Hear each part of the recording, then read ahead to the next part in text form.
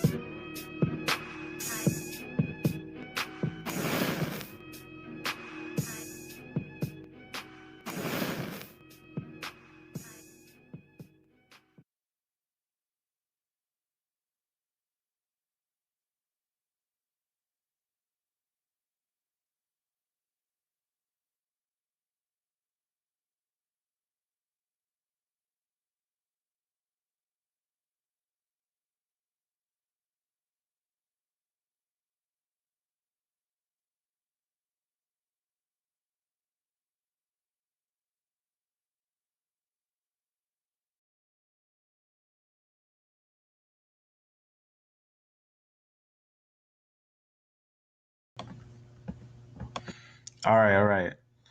At first I couldn't hear, so I just refreshed real fast. I'm gonna turn the screen back on. So we're gonna start returning. There we go. I can hear myself now. All right, so we're gonna start returning to prophecy. I apologize for there was no sound, as earlier there was no sound, so I apologize for that. So we're going to be returning back to prophecy. We're going to be returning back to prophecy and studying prophecy as what is written in prophecy. So first thing I want to talk about today is something that I find very important. You know, when we think of a lot of the churches that are rising nowadays, a lot of them have um, their own sets of prophecies, right? It's kind of like an agreement that many of the people in the churches come together and say, this is what it is, so everyone should agree that this is the prophecy, right? Now, I believe in proving all things. I believe in proving all prophecies. This is why I believe that we're able to find the truth in prophecy, but it has to have no private interpretation. It has to go precept upon precept, line upon line, and it has to have, historical verification and things of that sort. When we look at those things very carefully, and everything has to match. Everything in history has to align perfectly to it, so that we can know what is true. Now, what's important to know is that what I'm going to show you today, the SDA, this is from the Seven-Day Adventists. Now, they're known for making bogus prophecies, right? When he was first established in 1843, right? And they have different prophecies. Now, what does the scripture tell us? Scriptures tell us if the prophecy doesn't come to pass, then you don't be afraid. If the prophecy doesn't come to pass, then you don't be afraid. It's very important to understand what's the difference between a prophecy and coming to a conclusion. So their prophecy was that Messiah was going to return in 1843. So they did some recalculations and they changed it to 1844. You probably heard of that the 2,300-day prophecy of the Seventh-day Adventists that came to 1844, which is actually called the Great Disappointment. The problems with that is clear. It's absolutely clear. Flavia Josephus already gave the answer to that prophecy that it came to pass. It's even written in the Bible in John 10:22 or 10:20 to 22, where it gets that whole explanation of the Feast of Dedication that happens in that time, right? You probably are familiar with that. If not, let me just go for the sake of the live. In John 10:20, right? I'm actually going to go to 22 right here. And you gotta now the way to understand what's being said here, because the Feast of Dedication is the only feast that's in winter. The only feast that's in winter is actually going to be the Feast of Dedication, or what they call Hanukkah, which happened during the time of the Maghrebian revolt, which is a historical event. So right here, you'll see it as this. The way we know this is when we translate this to the Hebrew, right? So right here, you'll see it as such, but I'm gonna see if it'll have the direct link to that dedication, so you can see that on here. Otherwise, I can easily just go to it on one of these. So right here is another place where you'll see that, but in the Hebrew, right? Now you can see right here, and at the dedication of the wall. Now here you're gonna see it as a dedication. Whenever something is set up, they do a dedication and celebration and everything. But you'll note that word here, as it says right here, to bring them to Jerusalem to celebrate the dedication and with gladness in both Thanksgiving. Usually in dedication, the word dedication is gonna mean, you see this word right here, that's why they'll say Hanukkah and stuff like that, because that's actually what it is right there. Let me actually, that's what it means. Hanukkah just means dedication. But the Feast of Dedication is actually a certain one, right? It's a certain dedication, right? When you look up, Hanukkah, that Feast of Dedication that happens in winter, the only one that happens in winter, that's a certain one. That's the one that they know as the Feast of Lights, or the Feast of Hanukkah, right? And it says right here that Messiah came to the temple. It says, I'm going to go to how it reads in King. It says, and it was at Jerusalem, the Feast of Dedication, and it was winter. All right. Now it's obviously important to understand what he's talking about. The real Feast of Dedication in winter, that's talking about that feast of what they call Hanukkah. So that's what you're seeing there. Now, the reason why I'm talking about that is because that was a prophecy that, if we look very closely on what Flavius Josephus says, and even if we break down the understanding of it, we know that prophecy came to pass, right? For example, in this highlight area, it says, and indeed, it so came to pass that our nation suffered these things under Antiochus Epiphanes, according to Daniel's visions and what he wrote many years before they came to pass. He also talks about how Jerusalem, Daniel 9 talks about Jerusalem being destroyed, and then Messiah coming, the 70 weeks prophecy. That's also important to know. The 7-day Adventists do great on the 70 weeks prophecy. They get that to a T. They do that to a T. They hit the right answer with the 70 weeks prophecy. But the 2,300 day prophecy is completely wrong. It's completely wrong. And that's one of those ones I'm showing you right now. This is the 2,300 day prophecy. Which, even when we look at the math of the Greek years and the Roman years, we get the exact time to how long that was, and we can get exactly what they say, exactly how long it said it was, 2,300 days before the end of that moment. So here's the Feast of Dedication. Sometimes you see that throughout the year, right? December, right? You'll see that happen late in the year. So that's one of those feasts that happens in winter. Only feast that happens in winter, because usually feasts are summer feasts and spring feasts. You don't really have a lot of celebrating at the end of the season. So also there's other talks where other individuals had talked about the problems of that 2,300 day prophecy, right? They talked about how that 2,300 day prophecy was wrong and how it wasn't correct and everything. You can see right here, just from this book right here, talking about a little bit of these things. He talks about the 7-day Adventist, the creator of it. He just talks about here, talks about the 2,300 days. This apparently began, he talks about how this happened a long time ago, right? 171 BC. And then we can see right here, it was, however, on this basis of this period that they talk about William Miller. William Miller is the one who started the idea of the 7-day Adventist, but then it morphed over time based on some changing of prophecies and stuff like that were incorrect. Founder of the modern 7-day Adventist movement, went astray. He made the days stand for years. This is what we're going to talk about today. The 7-day Adventists have a knack of doing this. In prophecy, yes, sometimes days are years. Sometimes, but sometimes they're actually days. When it says days and it gives you the answer and says they're actually going to be days, you got to leave it as that. You got to leave it as such as the time and a half. The time and a half gives us the exact time. It's 42 months, right? is 1,260 days. But some people take that and turn that to years, but it's not. It's actually rather 42 months is the same as 1,260 days. It's the same as 3.5 years. That's a very important to understand. That's how long the time and a half is. But I'm going to use a video for example today, and we're going to break this down because I believe in breaking down prophecy. I don't believe in just casting prophecy away. I don't believe in despising prophecy. I believe in proving prophecy. I believe in proving prophecy and seeing if these things are true. Let me go to something here because I put a little video here that I want to go over. So I'm going to go to that real fast right here. I'm going to use this as a sense of reference. And we're going to go off of this. The reason why, because it's the fastest illustration of it. And this brother was a good talk. So I had a talk with this brother a while back. And I think that he did very well. But this video is actually not a good video. This video is actually a very bad video. Why? Is because he's actually taking the 7 days Adventist ideas, and I'm going to show you why it's wrong. Historically, in completion, I'm going to show you why it's wrong today. So today, that's what we're going to do. We're going to look at what is actually the real history behind the moment of that time. And I'm going to show you why the 7-day Adventist of the 1,260 days is actually an error. So that's what I'm going to show you today. Now, first, I'm going to let you see this video to get an idea of the 7-day Adventist point of view. But first, let me mute. 1,260 years explained. I have received a few messages asking how I got 1,260 literal years from our time measurements known as 42 months and the phrase time, times, and a half a time, which are both found in Daniel and Revelation. So I wanted to make a quick video to break down the math behind these divine time measurements. Now let's take a look. So there are 3 ways to label the same span of time. That is 1,260 days, time, times, and a half a time, and also 42 months.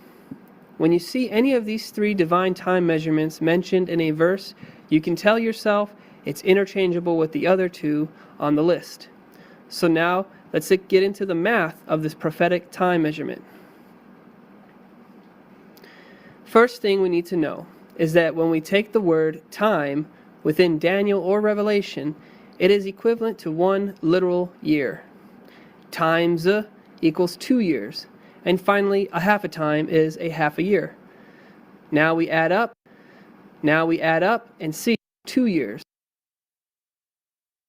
And finally, a half. So note this part right here. So this part is right? A time is a year, times is 2 years, and a half a time is half a year. That's actually the understanding to the time and a half. But I'm going to show you where it goes wrong, right? Half a time is a half a year. Now we add up and see that it totals 3.5 years. We then convert 3.5 years into months, and you get 42 months. And you convert that again into days, and you get 1,260 days. All right, so what you're seeing right here, all this is correct. Everything you've seen so far is correct, right? 3.5 years is exactly 42 months. 42 months is also 1,260 days in the Hebrew time. That's very important. That's all this is the same. That's correct. That's how long a time and a half is. Now you know how long a time and a half is. Now I'm going to show you where it goes wrong. The last step is to apply the day-year principle used within biblical historicism, and you get 1,260 literal years. Ezekiel 4. Now this is where the problem comes in. Let me make sure you can hear me because as we do these things, as we get more closer now to it. This is where the There we go. comes Okay, man. I'm just wanting to hear if I can hear it. All right, so let's look at this very closely. Where in the world does this fit? Where does this turn to years? Nowhere. This doesn't actually convert to years. This is what it is. This time and a half, it is what it is. It's 3.5 years. What it actually is, how people say the 7-year tribulation. There's no 7-year tribulation. All there is a time and a half. And before that, it's a 5 months of darkness. It's actually 4 years. If you want to count it, it's actually 4 years. And the reason why we know that is because 5 months of darkness that's recorded in Revelation 9, that happens before the beast come. And then the beast his time and the two witnesses, and all those are going to happen in the time and a half. Now, let me show you something. Let me show you how we also know this is not right, because we can look at the history of this, and I'm going to show you how this is wrong. The starting point and the ending point makes no sense at all. Makes no sense once you understand what's going on. So let me just let this finish, and then I'm going to talk about this. 4:6. I have appointed thee each day for a year. These 3 time measurements that all equal 1260 literal years was fulfilled from 538 AD to 1798 AD, when the beast of the sea in Revelation 13, also known as the little horn in Daniel 7, ruled the world. And that. All right, so let's understand this. First and foremost, in 553, and about that time, 538 AD. That is the papacy. First, we need to look at a little history. Let's take a look at a little history on what happened there, because this is one of those things. Look, I'm gonna show you something. You can type it down. Let's say, when did Rome fall? This is what a lot of people stumble at, and then they see this and they be like, okay, I got it. The answer is none. That's not right. That's actually not when Rome fell. It's actually more detailed to understand that the western part of Rome, right? Rome during that time, I'm gonna close this one. Rome had 2 parts, right? You had your Byzantine, what they call today Byzantine area, which is actually your real centerpiece of Rome, where you see Constantinople, where Constantine moved the capital over there. And it's very important to keep that in mind, because that little piece of information can change the understanding of where Rome is, right? And 330 AD, right? He moved the capital over here. So what was over here, right? Though it's called Rome, this would be a part of Rome that would be more or less a weaker part of Rome.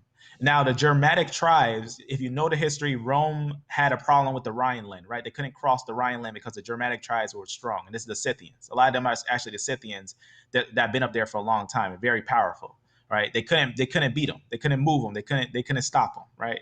And the Scythians also have a post here. They had a post over here, but then, Rome ended up basically ruling over them. You'll see that talked about with the Galatians. You'll see that also mentioned in the Bible, the Galatians that lived over here in this area in Asia. Now, what's important to understand is that when the Germanics decided to make a move, they did, and that forcing movement was because of the Huns, and the Huns pushed the Germanic tribes, which were the Scythians, over a little bit more, and they actually enter into these areas, and that's when they took a hit. And some people would thought that's when Rome fell, because they came down all the way to here. Now, what's interesting is I'm going to show you some very interesting history when I get all the way down to the history of it. What's interesting is on this one, what we're going to go over, we're going to find out that the Rome that was set up by the Franks, which are Germanic tribes, was a confederation that the Franks set up on the Rhineland that they called the Holy Roman Empire, which were not, understand when I say this, I'm going to actually quote what this person says on one of these. Let me see, where is it? Right here. Here's a great quote right here. The Holy Roman Empire, it's very important that it was neither holy nor Roman nor empire. That's very important to understand, because a lot of people, they start there and they think it's Rome, but it's not Rome. That's important to understand. And the reason why I'm going to show you this today is because we're going to look at the history. We're going to look at the whole history and get a whole picture of this. So let's start here. Let's take a look here. And we're going to continue that video because I want you to see what's the ending of these things. So we're starting early. You see this year right here?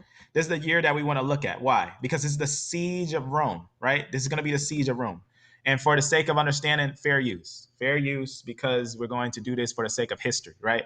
I want to show you for the sake of history and prophecy, because history and prophecy are actually hand in hand. History and prophecy are actually hand in hand. But prophecy is actually one of those things that it speaks things to come that will come as is going to be recorded in history, right? And a lot of things in prophecy came to pass already. That's why prophecy and history goes hand in hand, right? Prophecy speaks something, it comes to pass, then it becomes history, right? Prophecy, history, right? Prophecy is the things forward, history is the things past. So here's an example of the time right here, right? Remember, that's the time frame that he's looking at here. We're going to look at that time frame and what actually happened. What's the real story?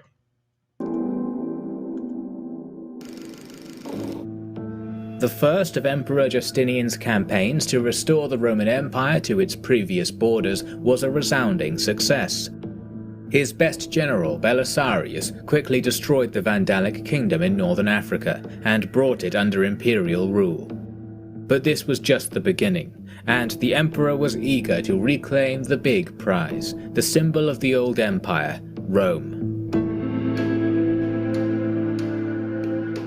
The province of Africa was now back under Roman control, and Belisarius was back in Constantinople, celebrating his triumph. Meanwhile, his captain, Solomon, was fighting a rebellion started by the local Berber tribes. In early 535, Solomon achieved a... What does Berber mean? Berber means barbarian. That's actually what Berber means. He was fighting the Berber tribes, the barbarian tribes. When the Goths came down and the Berbers, all those ones that came down that area, and you see Carthage, they had took that area, all those were actually the same. Right, was actually really interested in genetics. The people that came to Carthage, which were the Phoenicians, which are the Canaanites, they're actually the same group as a grouping of the Scythians when they had grouped together. And that's what the Goths are. The Goths, right? The Gauls. Sometimes you'll see the C and the G and the S chain. Sometimes you'll see it as Goths, or sometimes you'll see it as like Gauls or Celts and stuff like that. Those are going to be all the same genetically. They're going to be the same groupings. But Rome is going to be fighting off a lot of these. So that's what we're going to pay attention to. Now, when I say Rome, keep in mind that now we're at a point of time, remember, about this time, right? About this time, this is when it was getting hit. And that's what you're seeing. This is later after that time. This is about 300, not even 300, 100 years later. And so you see the east part of Rome trying to take these things back. So this part of Rome is called the east part of Rome. So right here, you can see this would be the Byzantine, but this is actually the east of Rome. This will be called the east of Rome. And they're actually going to be trying to get these areas that they lost back. That's what that's going to be doing. So they're going to be fighting against them. So make sure you understand that Rome over here was taken over by actually barbaric tribes. There's actually barbaric tribes over here in the land that was called Rome. The victory at Mount Borgian, but the rebellions would continue for the next 2 decades. 35, Solomon achieved a victory at Mount Borgian, but the rebellions would continue for the next 2 decades. The Ostrogothic kingdom that controlled Italy was in a state of civil war. The conflict between an ally of Justinian, the Queen Regent Amalsuntha, and her cousin Theodahad ended with a victory for the latter. Amalsuntha's assassination in 535 gave the Romans a reason to declare war. Widened, and 600 soldiers. I'm gonna be moving through this, so I'm gonna show you that it's just Rome fighting the barbarians, right? They're fighting, they're going at it with the barbarians. This is 536. Let's keep going because I'm gonna skip the little war pieces right here, the details in the war and everything. Just know that Rome holds its own and whatnot. But let me just get right to the next following part up here. So here is going to be where we're going to get the time frame right here. Now, I want you to hear this last result that's going to happen here. So remember this time frame right here. So I'm going to show you this last result. And what's also important about this little battle here, let me just make sure you hear this at the beginning of this battle. And the Roman. Soon after, Vitiges began collecting a large force in the vicinity of his capital, Ravenna. Belisarius moved on Rome.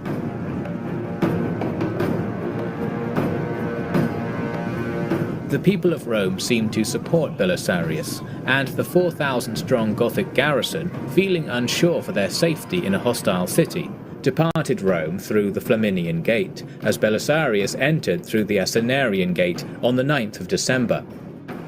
Rome belonged to the empire once again. All right, so keep this in mind that Rome came back there to take this area, but watch what happens at the end of this. Now I'm gonna skip to the end over here so we can see what happens. The first siege of Rome had lasted a year and 9 days. Finally, Rome was securely back in the Roman Empire. But at what cost, and for how long?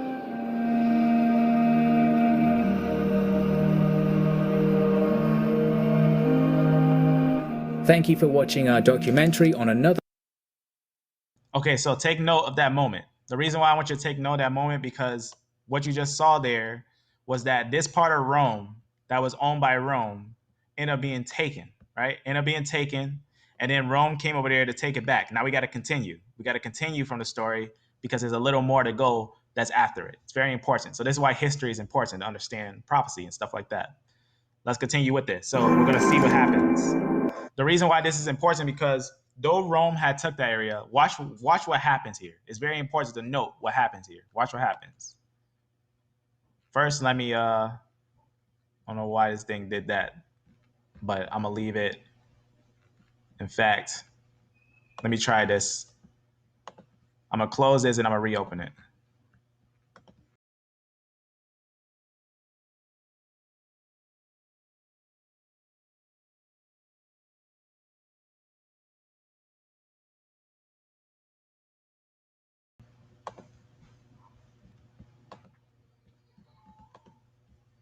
All right.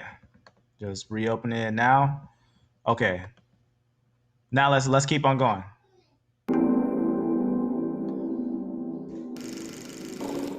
Rome is under the control of the empire, but the war is not over. The Ostrogothic kingdom is still strong, and it has found an ally in the Frankish kingdom. To the east, the Sasanian Shah is eager to change the balance. The ties between Emperor Justinian and his best general, Belisarius, are strained. The last chapter in the restoration of Justinian is about to begin.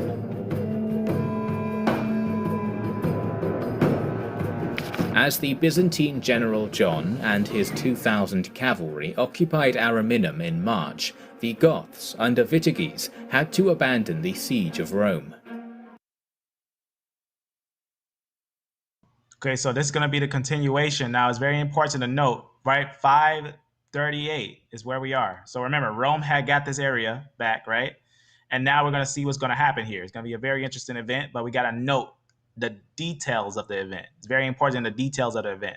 Now, let me play this last part here, because we're going to look at this year, because it's going to, what they say is it from this year to this year, right? But we're going to note something. We're going to note something very important. First, let's start here. Belisarius sent 1,000 infantry and new commanders to replace John. The latter refused to obey Belisarius. Using this, the Goths besieged Ariminum. However, their failure at Rome made many Italian cities, among them Milan, more recipient to returning to imperial control. Unfortunately for Belisarius, he had to divide his forces even more in order to garrison them. Many of these small garrisons were besieged by the Goths and their allies, the Burgundians and the Franks. At the same time, a 5,000-strong Byzantine reinforcements were besieged. Now you got to pay attention. Why? Because we had talked about this before when we talked about the genetics, right? The Romans, they're going to have a different haplogroup. That's going to be with the I and the J, because they're going to be a merge of the Greeks and the I, the Roman, of Yavain and stuff like that. And then you're going to have your Gog and Magog lines of R lineage, and you're going to have your other groups like T's and Q's and all those things all mingled together in Magog, because Magog was actually a mixed company, which also both of these groups involve the E lineage. When I say the E lineage, that's in the sense of the E lineage, as in different types of E's, as E1b1b and things of that sort. Let me go to something here to open that up as well, to look at these things, because it's interesting. You know, this is Rome. You know, Rome's marching through. We got to take the details of the picture here, because Rome's still alive, right? Is marching through, is going, is making a big effect, right? Is prophecy. Right? These things are in depth. You got to be careful on how we look at that prophecy, right? On those things. So remember, we had looked at this. If you haven't seen, remember we had looked at that of the genetics of Magog, right? We can look at the actual writings of Flavius Josephus to see who he is and everything. Now, the reason why I want to show you this is because, let's go back over here, is the Franks, right? I'm going to show you the Franks. I'm going to show you the Franks. Let me close this. We don't need this. I'm going to show you the Franks. The reason why you want to know the Franks is because their connection with it all. The connection with it all. So right here, you see this Brittany? I'm actually click it from the site thing and go right to the site. So right here, so Britain, right? Brittany or Britain, none A, I don't know if I'm saying that right. Brittany, Britain, right?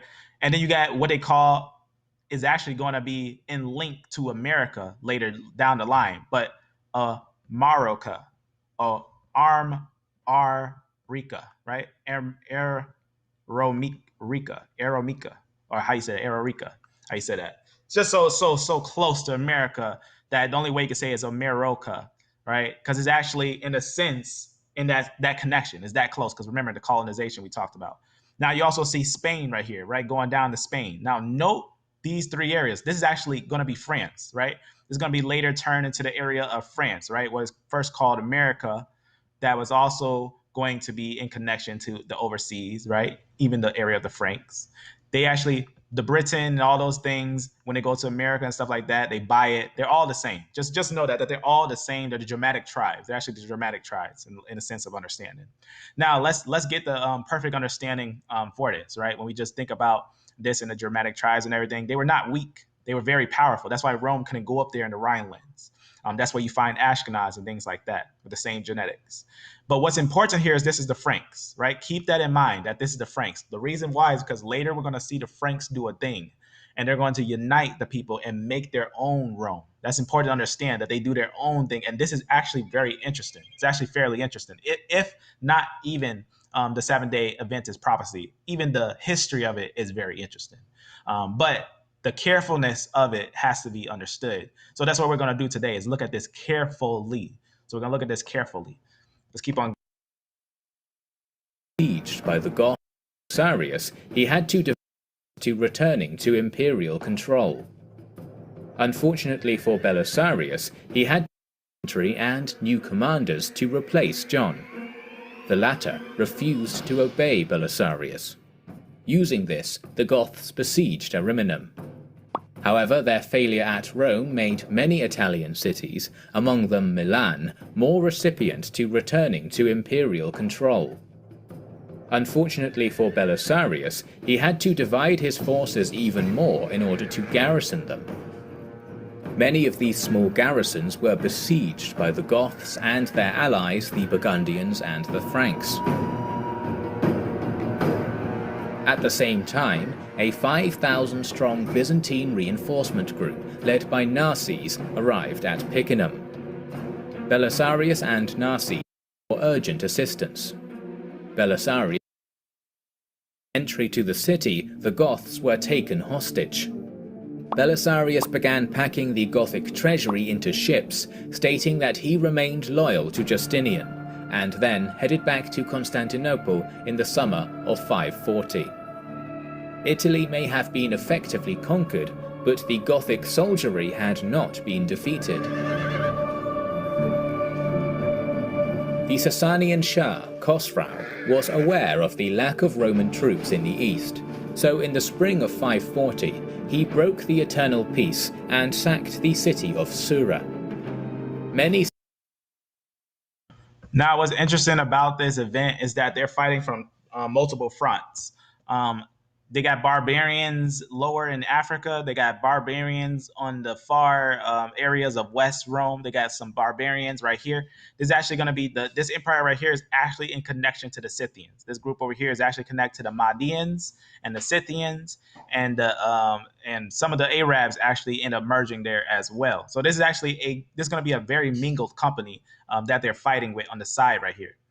So you're going to keep that noted. The reason why is because this group that's over here, we're not going to note them at this time, but we're going to keep a note over here. So just keep a note that the Scythians are over here as well, but there's going to be a group over here that we're going to take control of the area over there. Cities in Anatolia and Syria were either sacked or forced to pay tribute. The most important city of the region, Antioch, had a significant garrison, but incredibly poor planning led to its almost immediate. Remember Antioch? Antioch in the Bible, that's where they were called Christians. So remember, they were first called Christians at Antioch, right? Very interesting. Immediate fall. This was a disaster for Justinian. he sued for peace and sent £5,000 of gold, promising £500 more annually. However, Khosrau continued sacking Byzantine cities, and in 541 Belisarius was sent to the area. He won a minor battle outside of Nisibis, and as Khosrau was occupying the Caucasus, Belisarius managed to successfully raid into Persian lands. The garrisons in Colchis were not getting pay, so they defected to the Persians, and Khosrau took Colchis. The situation was getting worse for the Romans, as an epidemic called Justinian's Plague started in Egypt, and would eventually kill between 20% and 60% of the population of the empire.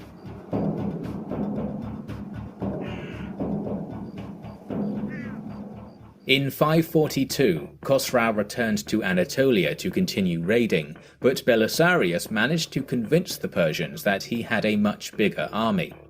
That forced Khosrau to start his retreat. Belisarius shadowed the Sasanian forces, but they still managed to sack Callinicum. The plague reached the area, and neither general wished his army to catch it, so the campaign of 542 was short. Back in Constantinople, the plague killed tens of thousands.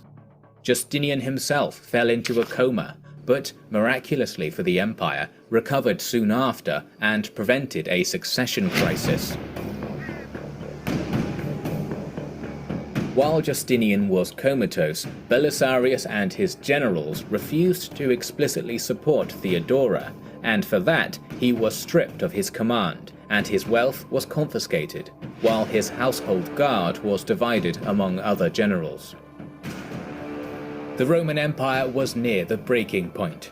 It was suffering from a lack of funds and was surrounded by enemies on all fronts. The plague raged on, and even the reacquired lands in Italy were in bad shape, suffering from famine and crop failures. The war in Italy continued, as the Roman armies, split between 5 generals, faced the newest Gothic king, Totila. Neither side risked a major battle, as the lack of troops made them unsure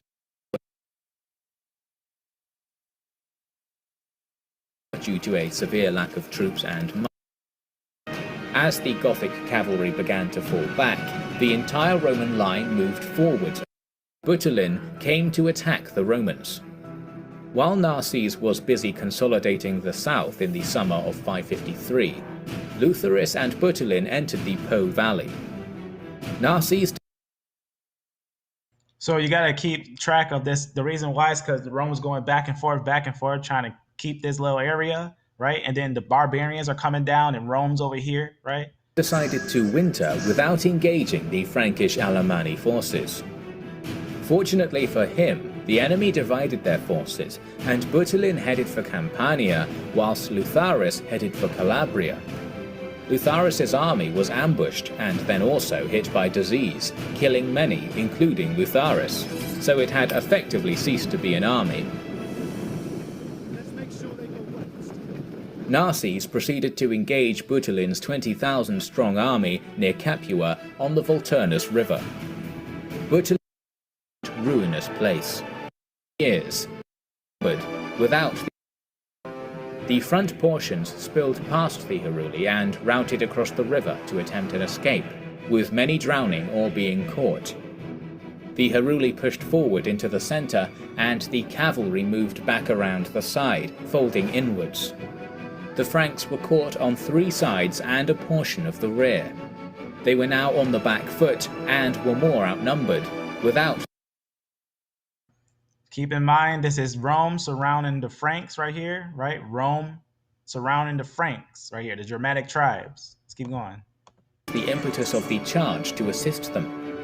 Under this pressure, the entire Frankish force routed, and the historian Agathias claims that only 5 from the initial 20,000 Franks managed to escape. Narses' victory was total, and with it the Gothic War was brought to an end, except for a few limited cleanup operations going into 555. The war had lasted 19 years, and the prosperous urbanized Italian peninsula was now a depopulated and ruinous place. But Justinian had reclaimed Rome for the Roman Empire, so it was surely worth the price. So then they reclaimed Rome. Now something interesting is going to happen. Let me just show you something. Now I understand why this exact moment had come to pass. I'm going to show you something now. Just got to go to notebooks, and I got to grab something from Truth. And I just need to go to a certain spot here. And I want to show you something. The reason why I want to show you this is because this is when you get the Germanic tribes and the rise of what people today name as a group that has settled in the land of Khazaria, the Khazars, right? Now, what's interesting about that is that Rome itself makes an agreement with the Khazars. Now, the Khazars are not weak. A lot of the tribes around that area are not weak. They're actually, and they're not also dumb either. They're doing some things where they're taking advantages of the situation. Now, let me show you something. First, let me go to a certain piece of information that I think is really interesting. And it has to do with a union that is made with Rome and the Khazarian Empire, and it has to do with a woman's line marriage. The reason why that's important is because there's an agreement that's made with Rome and the people of Khazaria, where you'll see this done in many times, right? With Egypt and the Hittites, right? They'll sometimes do those little marriages and everything. So here's an individual. I just want to show you here. This person is going to be Khazar. This person, basically, his name is Leo the Fourth. See if his name's on here, right here. Leo the Fourth, the Khazar. Now I'm going to show you the exact time when he reigns. Let me show you the exact time when he reigns, because it's really interesting. It's really interesting to take this note as we proceed forward. It's really interesting on this. But first, let's go to that time stamp on there, where that's there. So in 1910.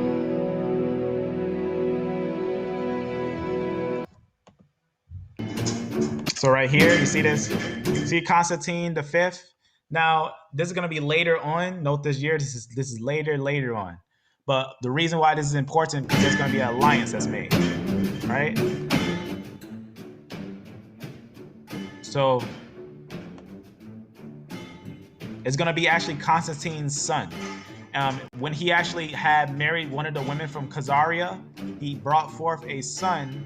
And that son will be right here, Leo the Fourth. So Roman Emperor Leo the Fourth is actually a Khazar. That's important to understand. Roman Emperor Leo the Fourth is actually a Khazar, which is actually very interesting when you take that in. So right here, Leo the Fourth, where we're seeing his little thing right there. So they're using that same little illustration that you see there. So there's Leo the Fourth with the little side things going on there. So you can see this is Leo the Fourth, the Khazar. You can get an idea on how he looks. Kind of looks like the little alteration of Messiah that you see going on nowadays. The little alteration they be doing. So you can see him, Leo the Fourth. It just talks about when he reigned. Leo the Fourth, the Khazar, was Byzantine Empire from 775 to 780. Just wanted to talk about that. The reason why, because I want to show you that's going to be a lot of confederacies that's going to happen here. A lot of confederacies that some people, you may miss. But take these notes in because, that's when you're going to get a change of things. So remember, they say when Rome fell, 400 and whatnot, 300, sometimes like that. But let's keep on going. Let's keep on going with this. Thank you for watching our final document. All right, so let's go to the next one. So here's another one. So now this one, we're going to bring it home a little bit. So we got to talk about this time frame, because it's going to bring it home a little bit. So let's look to the next part right here. So just a little bit, we're going to talk about Justinian, right? Gain and loss and all that whatnot. Yet after this was the West Rome invaded and mingled. So we're going to note that 583 is going to be very important to understand that there's not a lot of events that happened in that time. The reason why is because that's just Rome going back and taking a part of that area. But the people who we see today as the Pope and everything, they're not even Roman. They're actually going to be Germanic. They're full Germanic. Notice that Rome was destroying the Germanic tribes, because it's important to note they didn't really have a confederacy at that time, and they were going at it for a long time. And the confederacy came way later, way later.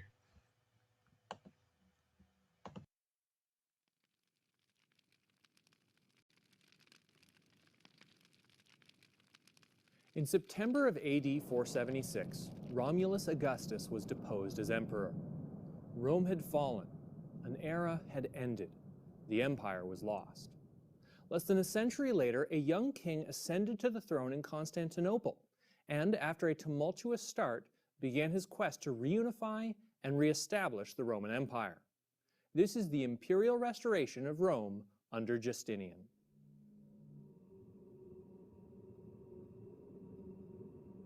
In AD 285, Emperor Diocletian decided that the empire had grown too vast to be administered from a single seat of government. Thus, the empire was split between East and West.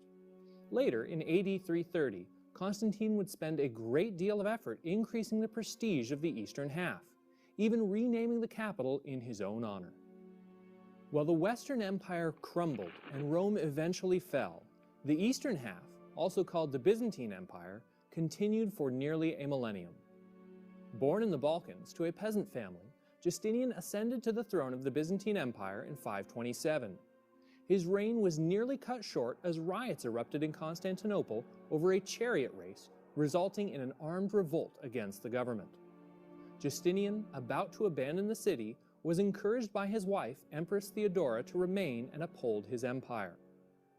Justinian sought to heal the wounds which had developed not only in the Roman Empire itself, but also in the Catholic Church, which had become its unifying feature. To Justinian, church and state were codependent, inseparable, and complementary pieces, both ordained by God to uphold one another. There are two great gifts which God, in his love for man, has granted from on high: the priesthood and the imperial dignity, he wrote. The first serves divine things, while the latter directs and administers human affairs. Both, however, proceed from the same origin and adorn the life of mankind. His greatest general, Belisarius, was given the task of reclaiming the lands previously held by Rome. While he did not reconquer the empire in its entirety, much of North Africa and Italy, including of course the city of Rome itself, were reunified as part of Justinian's revived Roman Empire. So right here, before we move forward, the reason why I'm showing this is just a recap of everything.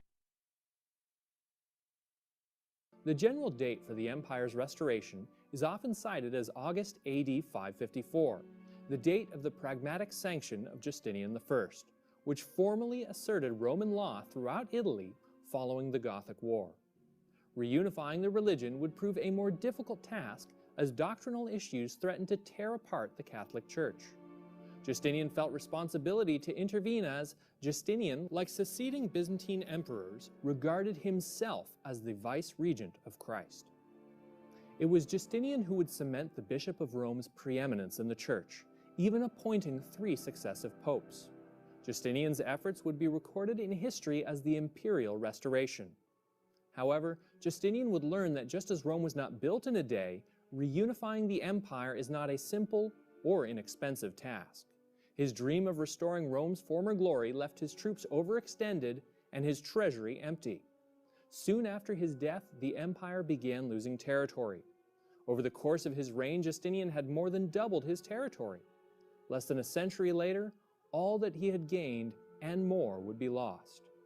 Justinian's legacy can still be felt to this day, his words describing his motivation to restore the grandeur of Rome. The rule of Justinian, as examined in part 1 of this series. However, 3 years after Justinian's death, France and Germany ruled by a Germanic elite. His father, Pepin the Short, was the first member of the Carolingian dynasty, with the blessing of the Pope, to be crowned King of the Franks in AD 751. In exchange of this support, he donated. Okay, so you're probably wondering why I had showed you earlier with the Khazars and everything. Now, the reason why is because if you check out the year, so we're going to look at a very important event that's going to happen, that's going to be talked about at this point of time right here. Let me just show you right here. Warrior. In fact, the entire Frankish kingdom consisted primarily of modern-day France and Germany, ruled by a Germanic elite. His father, Pepin the Short, was the first member of the Carolingian dynasty, with the blessing of the Pope, to be crowned King of the Franks in AD 751. So remember, keep that in mind, that during the time of AD 751, you're going to actually see the Germanic tribes, right? They're going to now basically do a thing with Rome. They're going to basically start to unite with Rome. They're actually starting to unite around the 700s. That's very important to understand. Rome, they was going at it for a long time. That's important to understand. The wars and all those things, a lot of people say it started at that time because they try to fit that little prophecy together. That's not actually when it starts. It starts around 700. That's when they start to merge and mix, like the Khazars and the Franks and stuff. They were asking them to make them leaders because they were strong. The Germanic tribes were extremely strong. So that's what you're seeing. The Germanic tribes started to pop out, the Franks and stuff like that, the Britain and all that stuff and whatnot. But on the side of the Franks, he's going to have a place that he's going to make the Holy Roman Empire. So he's going to move the power to and set it where he wants.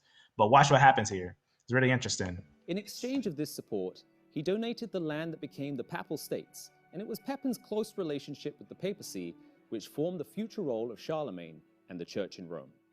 When Charlemagne was crowned king in AD 768, it was alongside his brother Carloman. 4 years later, Carloman died, and the entire Frankish kingdom was under his control. His early reign was replete with military campaigns in order to expand and solidify his rule. With the souring of the Lombard papacy relationship, largely due to outstanding debts which Rome was unable to repay, and claims of land in the peninsula, Charlemagne, as had his father, chose to side with the Pope. It was in 773 that he crossed the Alps for his first campaign in northern Italy. With the Pope granting Charlemagne the title of Patrician sometime during his successful campaign against the Lombards, the already growing divide between the Eastern Roman Empire and the Bishop of Rome was well underway, with the latter drawing much stronger ties with the future leader of Western Europe. Charlemagne was an ardent supporter of the Catholic Church and saw his role and responsibilities as king as a way to proselytize both his subjects in Francia and the surrounding pagan tribes. His rule ushered in a period of enlightenment. Although his educational upbringing was considered basic, Charlemagne brought about the Carolingian Renaissance. Years of successful campaigns, particularly in the north and east of his territory, Charlemagne traveled to Rome in the winter of 800. So now you're going to take note. Rome is now starting to mingle with people, right? 700, 800, that's going to be the time Rome started mingling with people, right? That's when you see right here who you see Leo, right? Obviously, if he's this age, when would Rome have mingled with them? Early 700s, right? Early 700s, because Leo's already born. So they've been mingling with these groups around that time, around 600s is when they start to basically become one group. And now you're going to note that again over here with the Franks. So around the same time frame is when Rome started saying, they're going to start uniting with them. And this is going to be more of that western part of Rome. So keep that in mind. This is later, right? Not in the 300s, but 700s when we start seeing the mingling happening. In the 300s, they were going at it. They were basically going at it with the war. But the barbarians were basically knocking them out of these pictures. But we can't take that moment in time and say that's a start of a prophecy, right? We can't take that moment in time and say that's a start of prophecy, because that's actually not when they started mingling. That's not when the Rome started to mingle with the Germanic tribes. Rather, that was actually later when they started to have an agreement and became one. So it's very important to understand. Now, but note the movement of Franks. Note the movement that they're going to move, what they're going to do here. Just keep this noted, because we're going to look at a future event, because we got to look at the end right here. That's going to be very important. That time frame, around that time frame, the details of it is very important as well, to know the start and the end. It was on Christmas Day that he knelt to pray in St. Peter's Basilica when Pope Leo III crowned him Imperator Romanorum, or Emperor of the Romans. This was despite the Eastern Roman Empire being ruled by Empress Irene, who was standing in as regent for her son Constantine VI. So you had a female ruling at that time. Now you also had something also very interesting. So note that time frame, right? Very, very interesting. right? Especially when you get the picture of what's going on over there and whatnot. So note that. So you got an emperor over there, and then you also have a different ruling power over here, right? I'm gonna show you. So he's there, and then another one following. The reason why that's important is because Rome is very complex. It's very complex, especially at this time. It's important to know there's this part of Rome, and then there's another part of Rome, right? That's very important to understand. But let's keep on keeping on. Just keep that in mind, that there's two parts. The act of crowning Charlemagne was not intended to divide the West from the East, but an effort, at least on the part of the Pope, to unite both sides under the rule of Charlemagne. In the end, the reign of Charlemagne was transformed by this event. He sat in court on a throne made of marble, erected prior to the coronation, but intentionally placed on a higher level of the chamber so that all his subjects would look up to him and regard him as king, ordained with a divine right to rule. Remember, Charlemagne, this is actually the Franks. This is going to be the Germanic tribes, right? Let me see if I can open up a map here, right? Now, it's important to know that the Germanic tribes were extremely strong. In fact, Charlemagne and Napoleon, I'm going to show you who they actually were. You won't believe it, but the Charlemagne and Napoleon, later on to Napoleon was actually an Arab. Napoleon was actually an original Arab. We're going to look at that. We're going to look at I'm going to show you his haplogroup. I'm going to show you what he has. And the reason how we can follow him, because we can follow his family and we can follow who he is and what he's related to. It's really interesting. And what happened. Really interesting to see that. But first,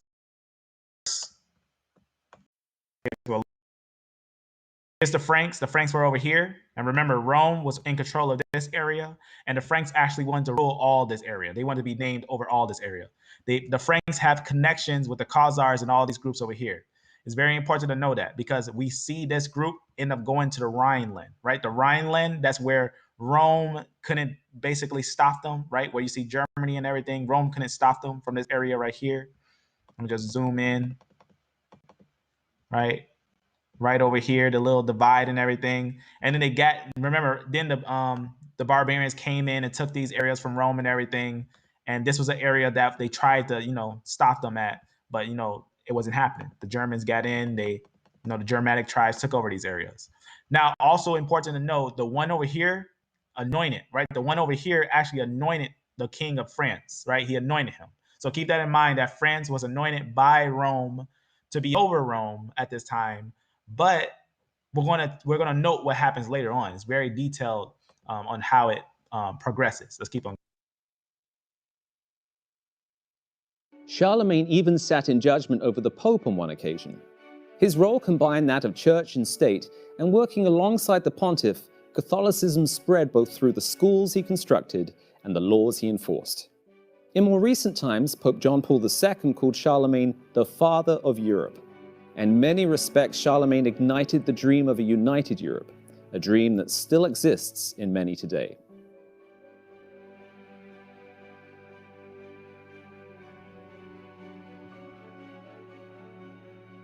Turkish ruler Charlemagne chosen for the next 450 years. The king of the Romans was thereafter to be elected by the majority vote of 7 electoral princes. By omitting any mention of the papacy, the document virtually nullified papal claims to intervene or confirm an election. The revolution commenced as a movement as early as 17, which sought to rectify some of the issues in the Catholic Church which had led to the Reformation. Charles was not. All right, so I'm gonna because I was gonna show you the history bit by bit, but now let's just jump right ahead to what's gonna be talked about at the end. I'll leave those there. So we're gonna talk about now the 17. So basically, just note in the history, right, is actually not where it starts. Obviously, the barbarians come in a little earlier, way earlier. They hit the area, and then around that time is when Rome takes back Rome. But they lose it quickly after that. That's very important to understand. Rome comes back and takes Rome. That's not a time where they unite with the barbarian tribes. But they come and take that area and destroy the barbarian tribes in this area. Then the barbarian tribes move. Later on, the barbarian tribes come back and take that area. And they also make agreements with each other and get stronger and stronger and stronger. And then get Rome to say, let us unite, let's be over you pretty much. Long story short, you see this little natural border. You know what's interesting? When sometimes the genetics are separate, we actually find natural border lines that keep things separate. So you see this little border right here, right? Just like this border over here in the Caucasus, right there, right? So sometimes you'll always stopping in these areas and then having this little area, a natural border line and everything. So that was obviously a time when Rome actually stretched all the way over here too, when they stretched and covered all these areas. But that was didn't last long when the barbarians came in, when they were pushed by the Huns. But yet they got this area. They came back from over here, right?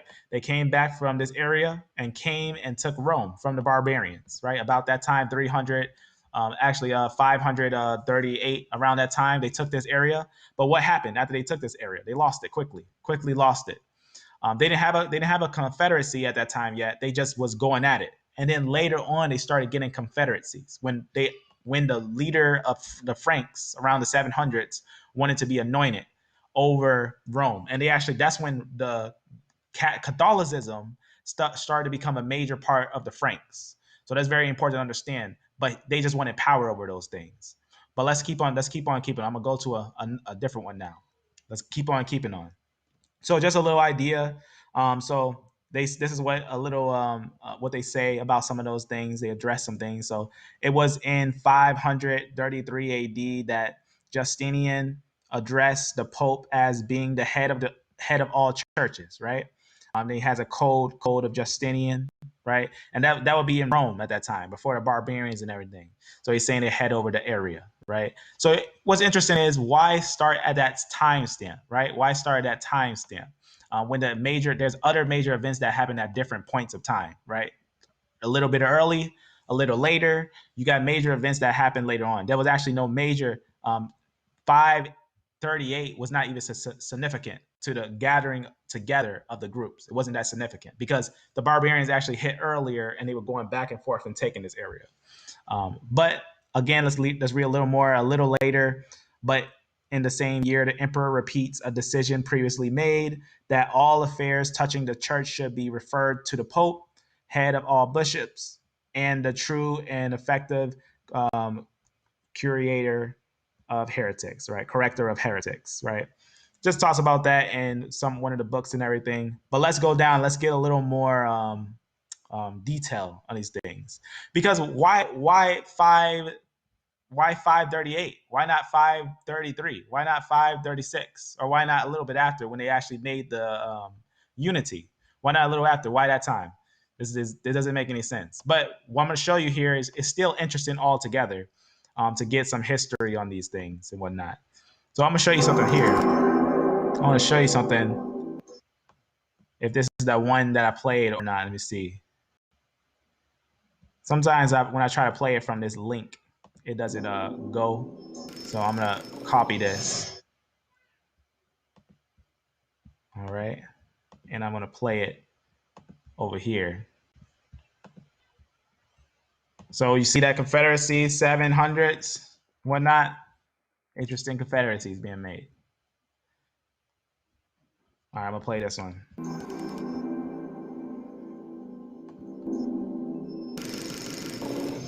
Although historians argue about the details, it is undeniable that the fall of the Western Roman Empire was the event that changed the course of history in the Mediterranean, no matter if the era after it should or shouldn't be called the Dark Ages.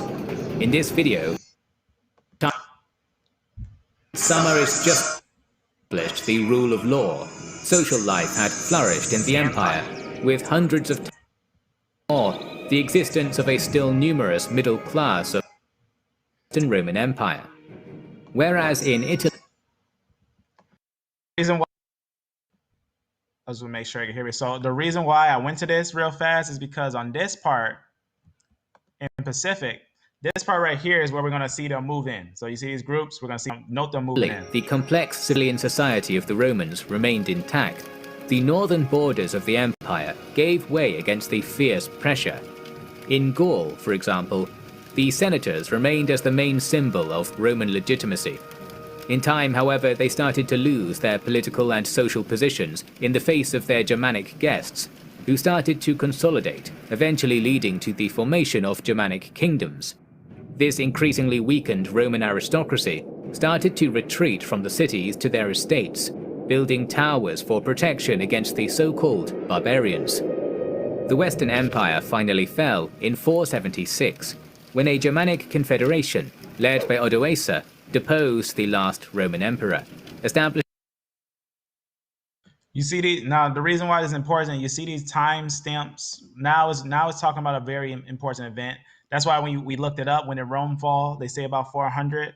So right here you can see this was actually 476, right? When they finally took this area of Rome, right? Why don't they start at this point? You see what I'm saying? Why the 7-day Adventists don't start at this point? Which is actually more of a detailed point. And there's different points of time. And the reason why I'm showing you this is because I'm gonna show you the end time point, and I'm gonna show you how that end time point actually doesn't show any of the things that is illustrated in that prophecy for the time and a half. So that's what we're doing today. We're looking at the details, but still getting some interesting history. Deposed the last Roman emperor, establishing the Kingdom of Italy. Odoacer's rule wouldn't last, and 2 decades later, he would be assassinated by Theodoric the Great, with his realm incorporated into the Ostrogothic kingdom. Theodoric sought to safeguard the Roman customs because of his appreciation of the benefits that this civilization had developed, so he kept patronizing public works, continued to promote economic activity, and got the support of the Senate to reinforce the legitimacy of his rule. He also kept his own people in settlements away from the main Roman centers, which were entrusted to be governed by collaborators inside these populaces. Towards the end of his rule, severe measures were taken against the Romans that can be attributed to fears due to succession, but despite this, Theodoric managed to keep Roman inheritance in Italy alive until the fall of the region to the Lombards in 568. Which led to a deterioration of the institutions the Romans had developed. Solid Roman administration collapsed, resulting in a loss of order and the reappearance of anarchy throughout the Mediterranean. The Catholic Church was the only centralized institution to survive the fall of the Western Roman Empire intact, responsible for protecting the inheritance that the Roman Empire had left them. As for the Roman aristocracy, they had to draw upon episcopal elections to maintain their traditional leadership of the community and to preserve their customs and culture. Together, the old aristocracy and the church managed to preserve Latin learning, maintain the art of writing, and kept in place a centralized administration through the network of bishops. The resistance offered by the Roman population was also a great success, as they gradually started to assimilate the Germanic and Slavic tribes established among them. Only the Visigoths and Lombards managed to remain in power as the sole conquering aristocracies in Spain and northern Italy. Situation.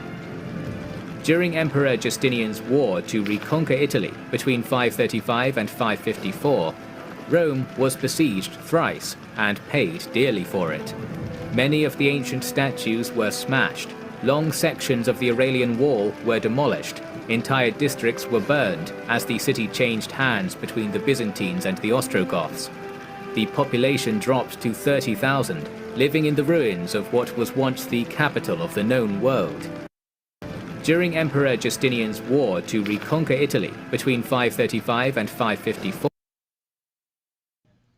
Now note these times. So you see how now why is he pinpointing this time when there was really no major event that happened in 538? Now what's really interesting about this point of time, you also can note that when we look at the real history, it actually has a time frame. It has a lot of different events that happen in that time. There's no unity yet. There's no unity yet in that time. In fact, they're constantly fighting. They're constantly fighting against each other. Rather, when we note the term iron and clay, we need to note when they unite, when the groups actually unite, or else we're going to. Now, it is a prophecy of the Germanic tribes uniting and becoming the next power, but we got to be careful where we give that prophecy credit. We got to know the time and a half is actually talking about the ending, that the time and a half after that comes to pass, Christ returns. Very important to understand, right? It actually gives the illustration that the time and a half, the beast will be there, the 2 witnesses will be there, and we're going to have the temple there, the mystery Babylon in full thing in its full entirety. But we got to be careful on how we put that. We got to be careful on how we put that, because the time frame that's set there is actually going to be 3.5 years. Now, obviously, these things got to rise up. But though they rise, and though these are also prophecy, though this is also prophecy, we got to note that it's not the 1,260 days prophecy. That's the ending. That's the ending. The time and a half is at the end. Very important to understand that. But yes, we got to also note that there's going to be a very important thing that's called iron and clay, right? It's going to be the merging of it. But there's a time frame when that comes to its full entirety, right? Time and a half is the ending of it all. But yet here's the rise of that kingdom that's going to be there in the end. Also noting that this kingdom in the end, when the end comes, when the full entirety of it, it's important to note how it's looking, what it looks like, what it exactly looks like. Because not a lot of people, you might be taken by some of the false claims, like these people are Arabs, these people are Jews, or these people are these people. But really, once you figure out who is who, then you start to understand the picture a little clearer. So these are actually going to be an example of the Germanic tribes fighting against the Romans, right? Yavain fighting against Gog and Magog. That's what you're actually seeing there, biblically. Yavain fighting against Gog and Magog, right? 4. Rome was besieged thrice and paid dearly for it. Many of the ancient statues were smashed, long sections of the Aurelian Wall were demolished, entire districts were burned as the city changed hands between the Byzantines and the Ostrogoths. The population dropped to 30,000, living in the ruins of what was once the capital of the known world. And plague in the hundreds. The Eastern Roman Empire looked like it would share the fate of the Western Empire for much of the 5th century. The last representatives of the Theodosian house were weak. Balkan provinces were ravaged by Hun and Ostrogoth invasions. Religious dissension in Syria and Egypt was on the rise, and Constantinople itself was at times threatened. But the strong military organization of the Eastern Empire enabled it to hold out until the time of Justinian and Heraclius, welcoming some of the invaders as foederati. The bubonic plague during Justinian's reign decimated the Eastern Empire.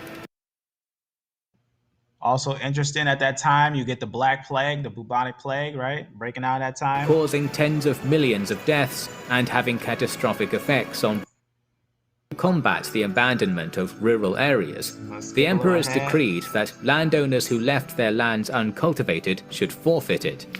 These were raised in Thrace and the Peloponnesus. Granaries and orchards in the empire remained the richest of Eastern Europe, and the scented wines of Lesbos, Samos, Greece and Sicily continued to be world famous.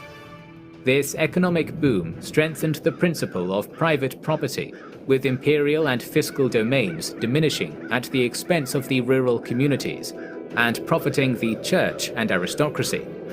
This wouldn't be limited to agriculture, as the urban economy remained intact and even developed in the Eastern Empire. Industry remained centered in towns during this period, although there were also rural workshops in the estates of the nobility and the church. Objects of luxury were produced there, like purple tissues, fine cloths and carpets, and monasteries sometimes specialized in industrial arts, most concerned with the textile. Many changes. In the political aspect, Byzantine society also evolved during this period. Many changes came with Justinian's administration in particular. In celebration of his military success, a new code of Roman law was issued.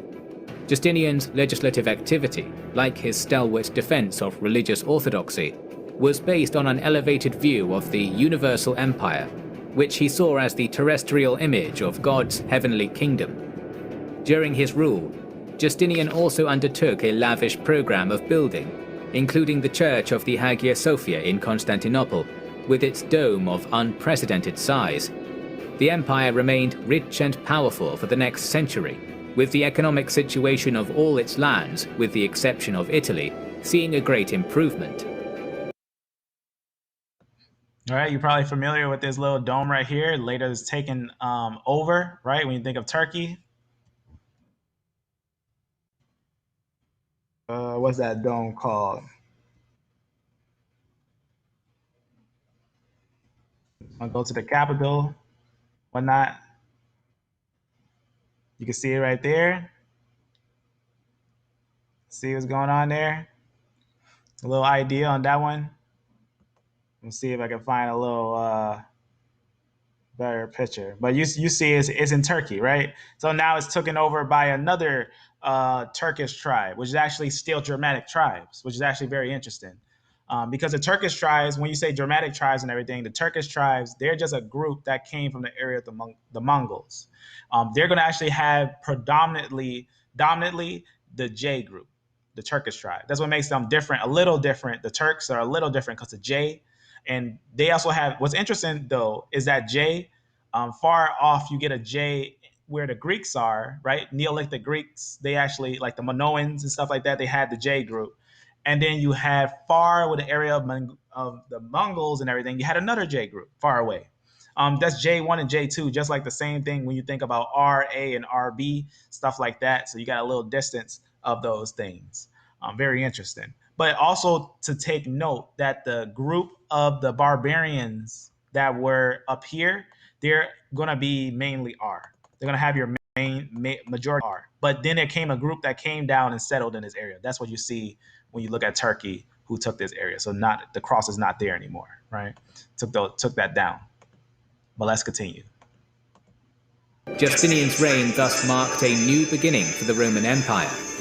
By the time of his death, the glory of Rome had been at last restored after the tumultuous situation of the last centuries, and it would contribute to the survival of the Roman Empire for many centuries to come.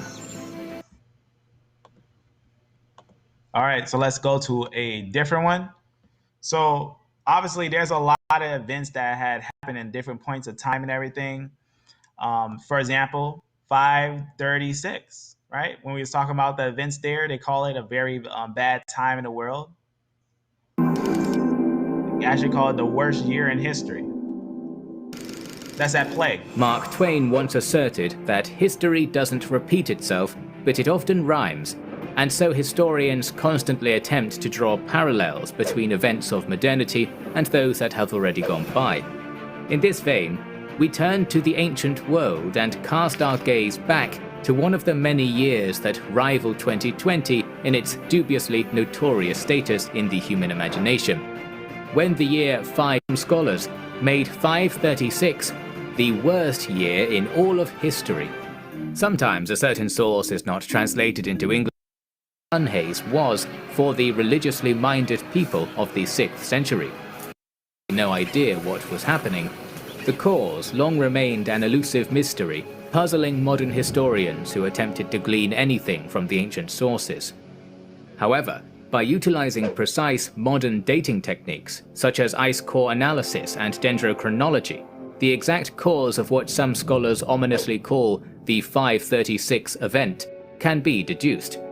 When studying the cross-section of pine and oak tree rings within the Altai Mountains, as well as other places within the Northern Hemisphere, a trend of abnormally little growth exists beginning at the exact spot which can be cross-referenced and calibrated to represent around 536. This indicates a degree of uncharacteristic cooling, but doesn't suggest a cause by itself. To supplement this knowledge, ice cores extracted from Greenland and Antarctica, dated to around 536, contain strangely large sulfate deposits, volcanic glass, and sulfuric acid content. Laboriously weaving all of this disparate data, the biblical dimming, the widespread cooling, abnormal chemical content, and more, into one coherent tapestry, most scientists combing over the 536 event ascribe responsibility to a catastrophic volcanic eruption which might have even exceeded in severity the explosion of Tambora in 1815. As an aside, it is worth noting that the latter eruption also caused visual phenomena vaguely similar to those described by our ancient sources, such as hazy but beautiful yellow skies represented in 19th century art. Several locations for this impactful volcanic eruption have been put forward everywhere from Iceland to El Salvador, but that is a detail it would be pointless to get caught on. The issue relied on agriculture to feed their people and raise much-needed taxes. In the southern part of local societies, We have little evidence to prove this, but if one reads between the lines of the evidence we do have, it can be inferred that there was human starvation and suffering on a mass scale. The same famine, exacerbated by Justinian's war in Italy, supposedly caused mothers in Liguria to eat their babies in order to survive, as recorded by the Bishop of Milan. As if the cold, near-eternal twilight and famine weren't enough to knock over a polity, and sometimes it wasn't, there was a third factor to possibly emerge from the eruption of 536.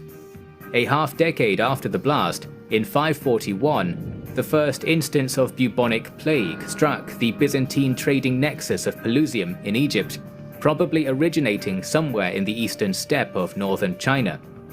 Although far from being a universal disease from China, right? Disease from China. So you can see, why not 536? So there's a lot of events that happened that's very chaotic in different points of time. So just wanted to show that on that original time frame and everything, because there's a lot of all the different time frames in that time frame that can be used as a great example and of a starting plagues point. They had a new round of violent settlement and imperial defense. The mysterious but violent eruption of 536 wasn't allowed to settle before two further explosions followed in AD 540 and 547. Ice core evidence has shown that these blasts, together with the mass starvation and plagues they helped to spread, played a key role in plunging Europe into a century-long state of economic stagnation. Only in roughly 640 AD did this grim state of affairs come to an end, shown by a spike of airborne lead which signalled a resurgence in silver mining.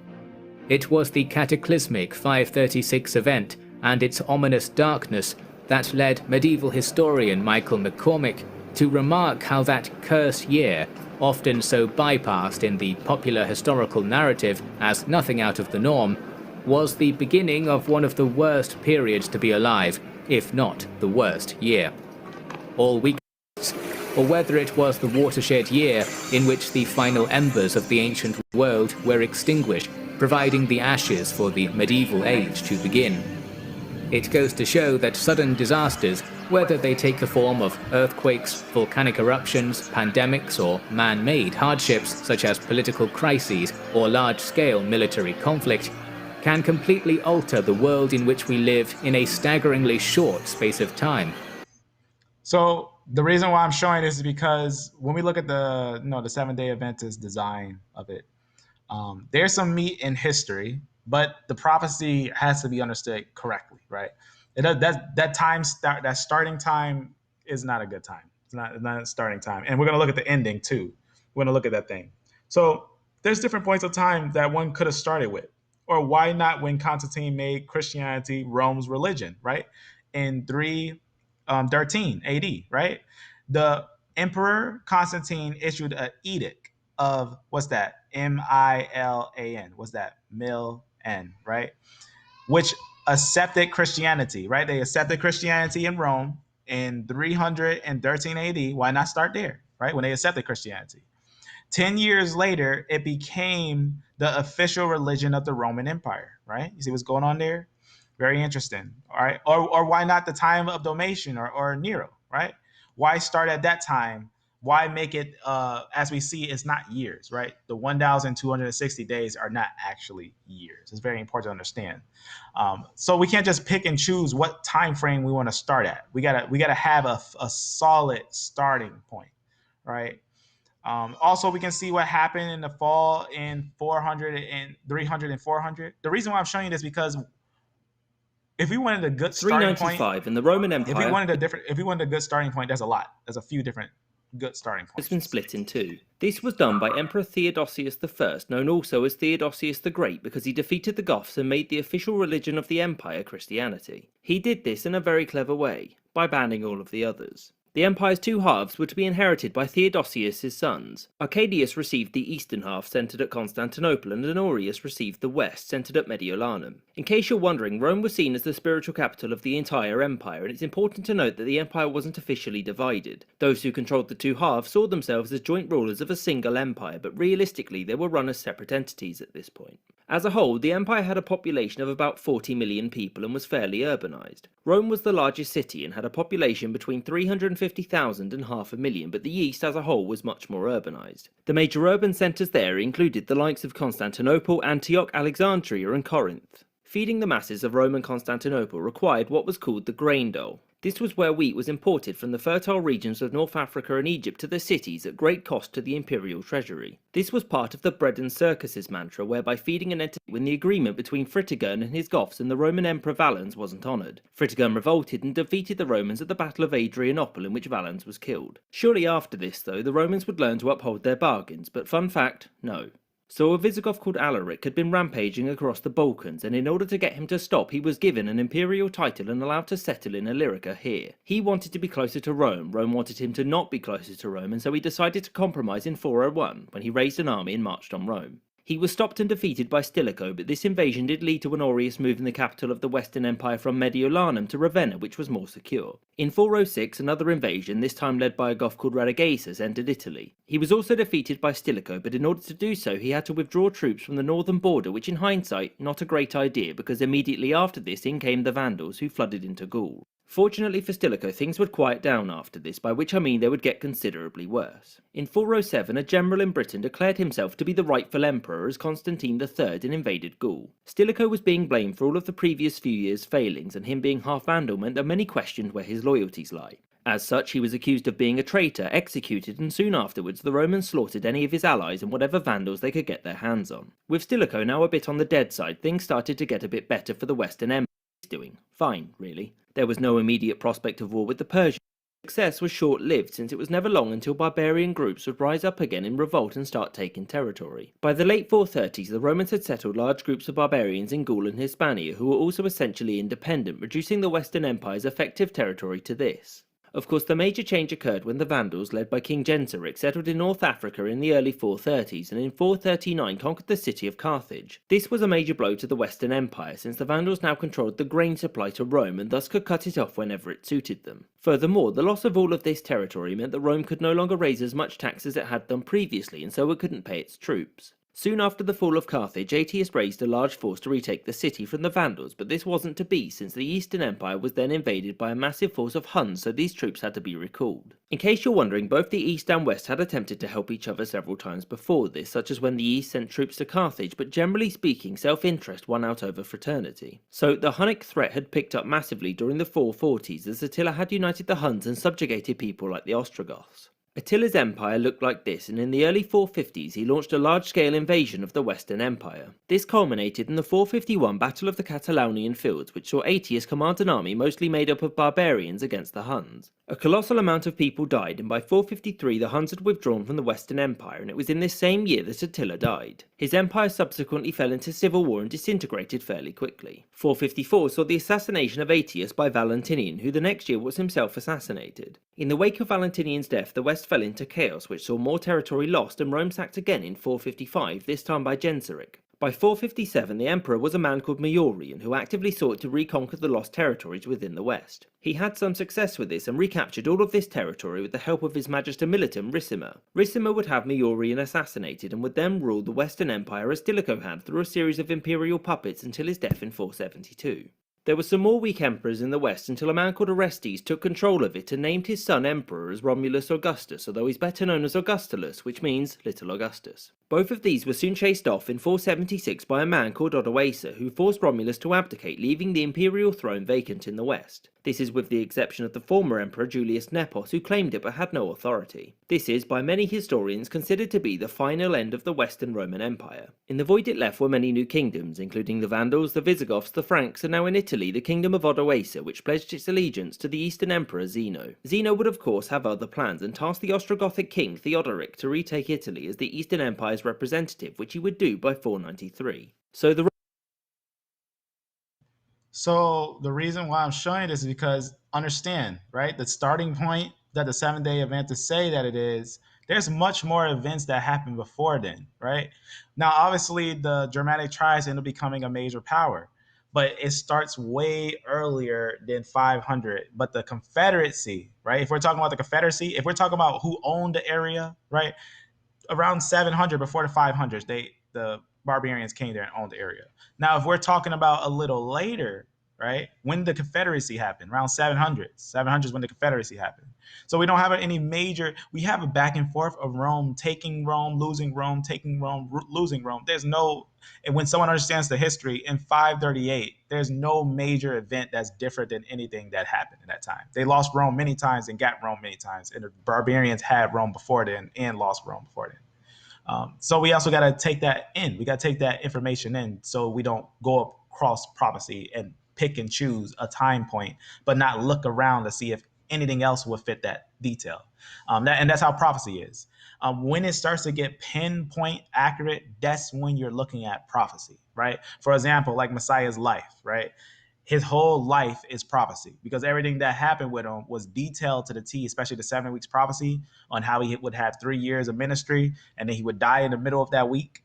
And every last thing that happened exactly as it said it was happened. And even that Flavius Josephus says that as Daniel spoke of, that Rome was going to bring down the city, right? Because it talks about the temple that was going to be built for the Messiah, the Prince, in Rome, in Daniel 9. So we're seeing that in this time, there's a lot of things Roman that happen, Empire, right? There's a lot of things that happen in different points of time, right?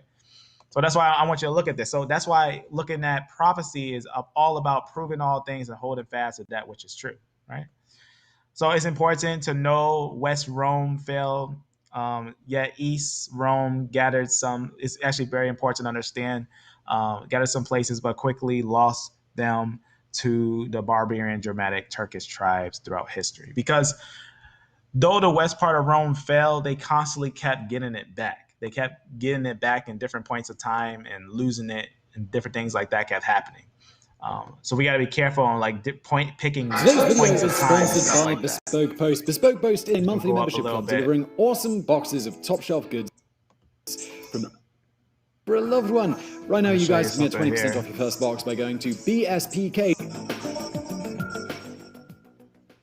Around 390 BC, the Roman Republic fought a Gaelic tribe called the Senones, led by a chieftain named Brennus, who had invaded Italy. Their conflict culminated at the Battle of Alia River, where the Romans suffered a crushing defeat. Afterwards, the Gauls marched on Rome itself and sacked the city, plundering its riches, burning down its buildings, and killing or enslaving its citizens. Although humiliating, this was not a shocking outcome. The Roman Republic was still in its infancy, and did not even have full control over Italy yet, and it was far from the imperial powerhouse that it would turn into over the coming centuries. Despite the sacking, Rome flourished and continued to grow. The Republic collapsed and made way for the rise of the Roman Empire, which became even stronger. At the height of its power, it stretched over half of Europe, plus parts of Africa and Asia. The sacking of Rome from 390 BC was a distant memory, and the idea that it could ever happen again was unthinkable. But then came Alaric, the first king of a Gothic people known as the Visigoths. In 410 AD, he had Rome at his mercy. 800 years had passed, but the unthinkable happened again. Rome was sacked. This was a clear sign that the Western Roman Empire could no longer be saved. It collapsed that same century, thanks in no small part to the actions of the Visigoths led by King Alaric I.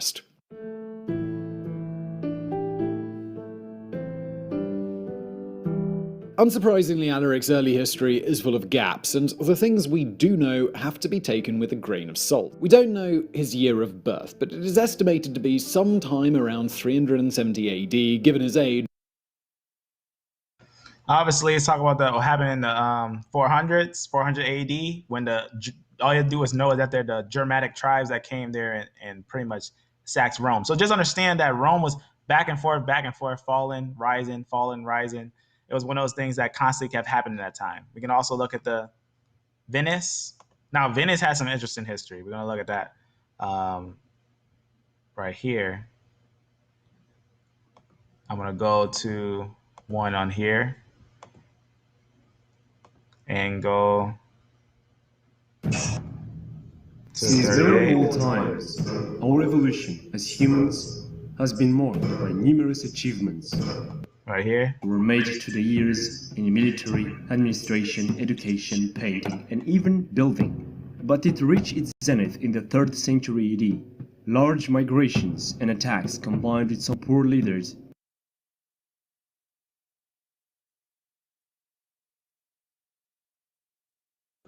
So real fast, so you see what's going on here. Remember I told you the Huns pushed, the Huns came in, and then the Goths, all these are barbarians. All these groups right here, barbarians, came into Rome. So the Huns came, the Goths moved, the Vandals moved, and the Franks moved. So you see what's going on, how they're coming in there. This is the migration of the peoples, right? 380 AD.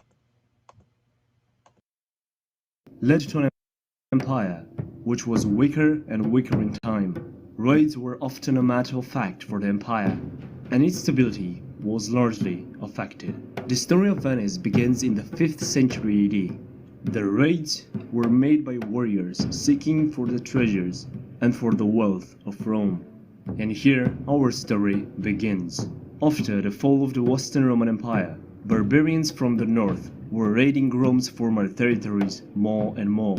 In order to escape these raids, the Venetian population on the mainland escaped to the nearby marshes and islands in the lagoon and found refuge on the sandy spots of land.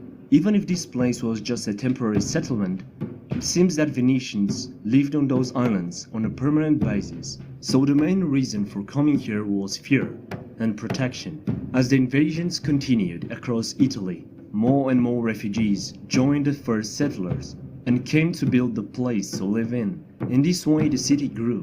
When there are more people, more space and more houses are required. But the terrain was so difficult. Humanity proved in those situations in our history that when something great has to be done in order to create stability and protection, great things can be achieved.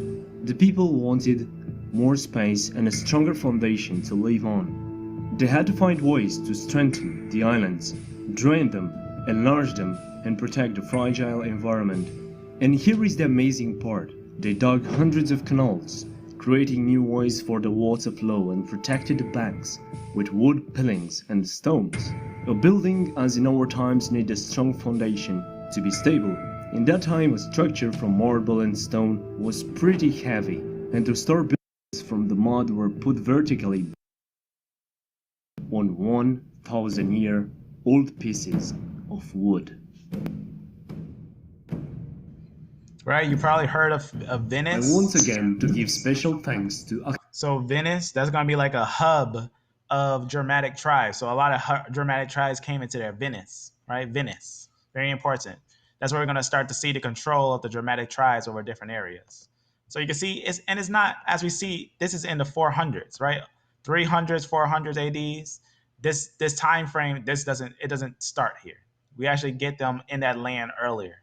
So that's why it's important to understand when we look at these prophecies, to look at history also carefully with those things. I'm going to go to this one now.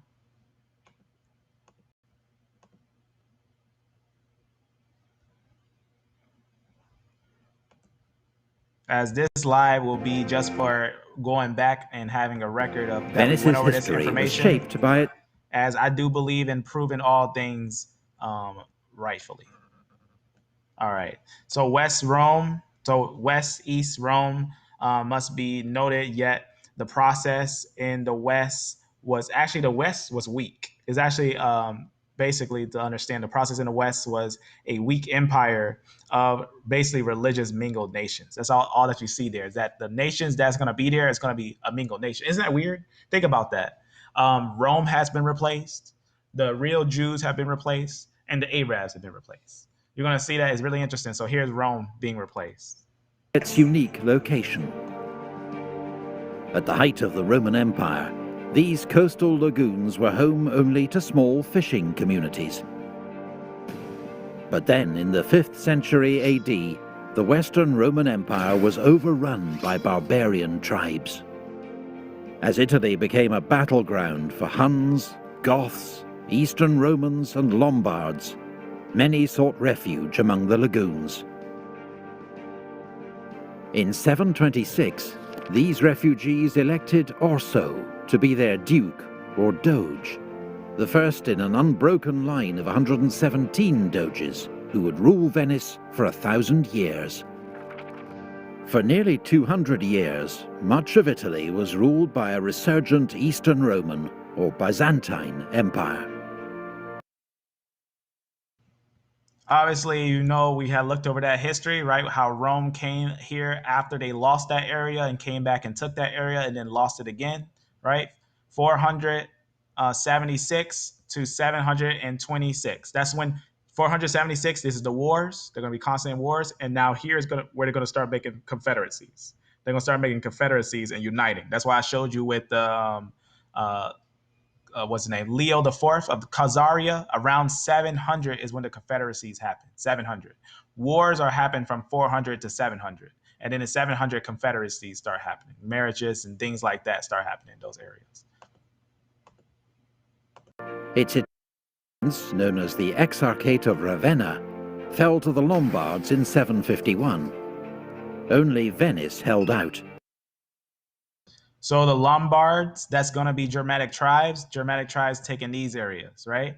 This is the rise of iron in Rome. I mean, iron and clay. Iron and clay is rising up. Protected by its lagoons. Answering the Pope's call for aid, Charlemagne and the Franks came to Italy and crushed the Lombards. But they also failed to take Venice. Charlemagne's son, Pepin, king of Italy, was said to have died from a fever caught in the marshes that surrounded Venice as he tried to attack the city. In the following decades, Venice asserted its independence from the Byzantine Empire, and thanks to its location, flourished as a trading hub between Europe and the East. All right, this is where we get detailed on history. So Venice, remember, Venice is actually a capital of mingled peoples. Always remember that. It's all types of Germanic tribes, the mingle of Romans, all types of people mingling together. But it became a trading port. That's what the barbarians was actually mainly known for, raids and trades. The barbarians, they call them barbarians, but that's that group in the north that was mainly known for trades and raids. And they were used to constantly think about America, right? Because that's where America came from, the barbarians. They had a concept of merging peoples and all having trades. And look at the world today, right? The big trades that's going on. You think about trade wars and stuff like that. Why? Because it actually was one of those major things that the barbarians were doing. Especially when you look at the trades, ancient days, a lot of those trades were all linked up to the north, because the north and Egypt were main powers. North and Egypt to get a lot of those stuff like the Bronze Age, to get right, the copper and tin and stuff like that, so they can make the product and stuff. Right here, what you're seeing here is the Franks. They're going to make an alliance with a lot of these, and they're going to make their own kingdom. Venetian merchants sold Italian grain and wine to the great city of Constantinople, where they bought spices and silk to sell to Western Europe. Above all, Venice's early success came from the trade of salt, the vital food preservative of the medieval world, harvested from salt pans and lagoons. The Venetians went so far as to describe salt as il vero fondamento del nostro Stato, the true foundation of our state. In 828, two Venetian merchants visiting Alexandria smuggled the supposed body of St. Mark back to Venice to boost the standing of their home city. The saint's relics were interred in the city's great new church, the Basilica di San Marco. The first basilica was destroyed by fire in 976. Today's cathedral, consecrated in 1094, stands on the same site. St. Mark became the city's patron saint. His emblem, the winged lion, became the symbol of the Republic and decorated its standard. Babylon. So remember the story of Babylon? What was Babylon? Remember talked about Nebuchadnezzar. He said he was a lion with wings, plucked the wings off so the lion stood on his feet and whatnot. Look at the symbolicness that's going on, right? The last decade of Babylon rising. Venetian trade routes to the east were plagued by pirates from the Balkan and North African coasts. So Venice built a navy to drive them from the seas and garrisoned strategic harbours and islands along the Adriatic shore. By the year 1000, doges of Venice were also styling themselves Dukes of Dalmatia. The distinctive Venetian warship was the galley, powered by up to 150 oars, and triangular lateen sails. Mediterranean. But Venetian power also came armed with a powerful navy and lucrative trading concessions from the Byzantine emperor. Venice rose to become the greatest commercial and naval power in the eastern Mediterranean. But Venetian power also came through shrewd negotiation and self-interest. This was the age of the Crusades, and Venice was closely involved with All right, so the age of the Crusades, who's coming in here? Another Germanic tribe, right? Mostly J. This is actually going to be your Seljuk Turks. These are going to be your Turks that come in. The Turks are actually going to be taking the Middle East. This is why today they'll say that the Ashkenazi has links to the Middle East. Of course, Seljuk Turks. Also with the connection with the Phoenician area of Sidon and Tyre, right? You can look it up yourself. You can look it up yourself. Is in depth with some of these details I'm not going to go into right now. But understand at this point in time, you're going to have the Seljuk Turks, the J coming in, and then you're also going to have your R's from the Germanic tribes set on these areas. But remember, Seljuk Turks are also mixed company. They got your E's, right? E1b1b. They also got your R lineage and what have you, a mix of those things. But majority of the J. Let's keep on going. Crusader states as allies and trading partners. In 1202, the Fourth Crusade arrived in Venice. Matter of fact, I'm going to show you something because now we're talking about the Crusades, and I probably won't go over this any other time, I believe, but I'm going to go over something real fast. Let me actually grab this link so I can see exactly where this is from because I think it's really interesting to see. Let me actually copy something, and I'm just going to put it in a place real fast. Let me just move something real fast, and I'm going to go to that now. All right. Let me go to that because I want to show you something of the Crusaders, right? Their haplogroups and all and whatnot. Because I probably won't talk about that any other time, but let's talk about it now since we talk about the Crusaders. So very interesting when we look at the Crusaders and everything. Genetic study from Cell just talks a little bit about the Crusaders and everything. All right. So it just talks about here Crusaders in the Near East identified an ancient genome and everything, just talking about their genome, what they have there. Long story short, just going to go over here. What's interesting is that the Crusaders, the barbarians, because that's who the Crusaders were. Remember, the Crusaders were hired groups of barbarians to come fight for the people. And that's what the Crusaders were. They were barbarians. What's also interesting is that the Y chromosome in that area, and remember, this is in the thousands, right? This is the thousands, 1000 AD. And we actually find a certain mtDNA. Everything's under the group of N, of mtDNA. J, H, U, right? Those are under your T. Those are going to be underneath your haplo, because there's three groups. There's L, M, and N. Underneath M is all these groups. So they have the same mothers. What's really interesting is that they all have the same mothers. They're all related in the same mothers, but they have different Y haplogroups. Look at this. This is E1b1b. This is actually E1b1b. You have your R lineage. You have R lineages. You have T's. You have J lineages there. You got J lineages there. That's really interesting. So you got your J lineages there. You got some T's there as the barbarians, right? The barbarians, the barbarians were the obviously the people who they hired as to go into the lands as in the sense of being the Crusaders. So we can see who they are, who the groups are that's there. So very, very interesting to see that. Very, very interesting to see the Crusaders, the mingled company of the Germanic tribes, which we were talking about for a while, that these groups are actually the Crusaders. And you can see all these groups in the groups of the people in the land who are settled in what you call Turkey. You can look at the groups in Turkey and you can find those same groups, and they're related to the Ashkenaz and all that. And that's also important because the Ashkenaz say that they never went to the Rhineland into about 1400s, to the 1400s. Why? Because they're supposed to be the people from the Sephardic, they're supposed to be the Sephardic Jews. That's what they're supposed to be, a branch from the Sephardic Jews that broke off from them and went eastward from Spain. That's very important to understand because they didn't come from the other way. But what's important to understand also about that is that they can't be, because they actually are going to be the same ones as the barbarians. They're the same groupings as the barbarians.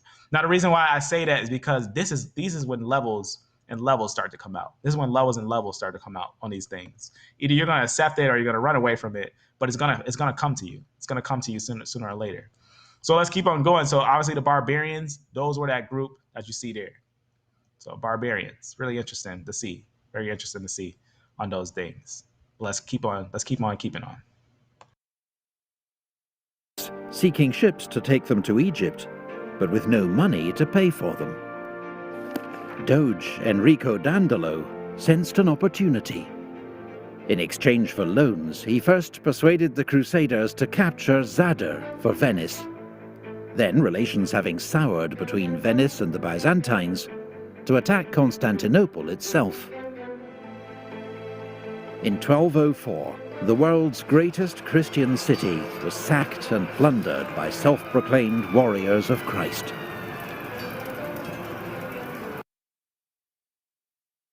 Warriors of Christ. Now remember, haplogroups, what we see there, these are the Crusaders, right?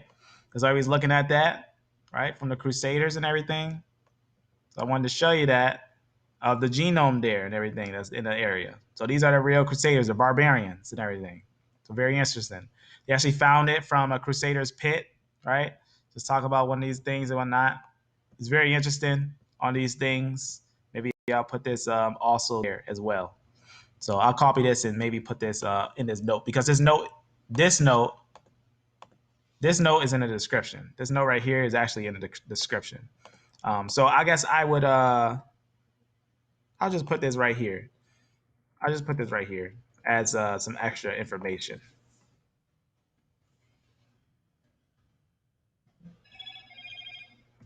Or I'll copy the title from there. So I just put this there because I find it interesting to know who peoples are. I think it's interesting to know who peoples are because, you know, when you know who peoples are, it starts to give you a more understanding on who they are, right? It just talks about during the medieval period, hundreds of thousands of Europeans migrated to the Near East and to take part in the Crusades, right? And many of them settled in the newly established Christian states along the eastern Mediterranean coast. You see what's going on there? So I'm just showing you that we can look at their genetics, and you can see that they have that genetics of J's and R's, right? We've been talking about that for a while. As you know, some people, you know, they feel truth is controversial, but that's what happens when you find truth. You just got to believe it. You just got to accept the truth, right? So that's just some information there that's going to be in this note that we are going over. Venice took its share of the loot, including most famously 4 bronze horses from the Hippodrome of Constantine, which found a new home on the facade of St. Mark's Basilica in the centre of Venice.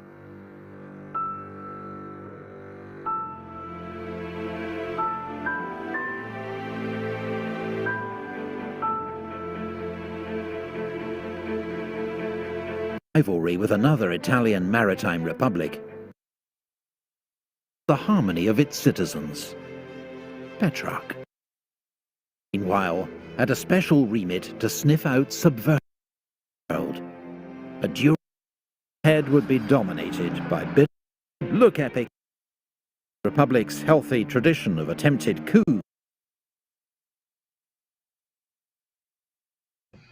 All right, so that's a little bit on that. So we're working our way up. We're working our way up in time. We're getting to a certain place, right? Understand, this is going to be a prophetic kingdom, right? But it's not, at that point of time, it's not the time and a half. That's important to understand. That's not the time and a half. But this is going to be a very important prophecy. So that's why I did want to go over this, because it is a prophecy, but it's not exactly the 2,000 or the 1,260 days. That's not exactly what it is. Not that prophecy, right? So we already, because we're talking about the starting point, there's no significant event that makes it significant. That's very important to understand.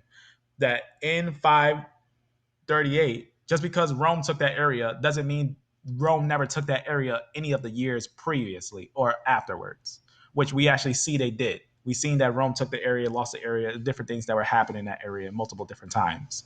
But we got to take in note that the new power rising is actually going to be the Germanic tribes, no longer Rome. It's going to be Germanic tribes. And what they actually are taking in is the Catholicism. That's actually what they're taking in, the Roman belief, of the change of the way how they change basically what you call the way. They change the way, right? But let's keep on going. So deadly wound, right? Because they're actually going to take they're going to take a hit, right? Because if you know the Germanic, I don't know why I closed my map. Make sure my map opened up back. If you know, the Seljuk Turks are also the same. They're all the same, right? The Germanic tribes, all of them, they're all the same. When I say the same, it's just Yavain versus Gomer and Magog. That's what it actually is. When I say Magog and Gomer, genetically, like actually, truly, for the sense of understanding, because that's actually what's going on. So the Seljuks, they came from this area with the Jays and everything, and they took this area and they came down here and they took the Middle East and everything, and they settled these areas and they've been there for a long time. The other ones, the Scythians and stuff, what they call the Germanic tribes, they came over here and they settled in areas and whatnot. And obviously, the Franks settled, which are also the Germanic tribes, right? Just because it's called Germany doesn't make it different, right? Germanic and Germany and stuff like that. The only difference is the name, right? But they're all the same. It's also important to know that over here in this area, Rome was over here. This was the main area of Rome. Though they lost this area to the Germanic tribes that were basically all settled in these areas right here, and then they took over these areas, right? Just keep that in mind.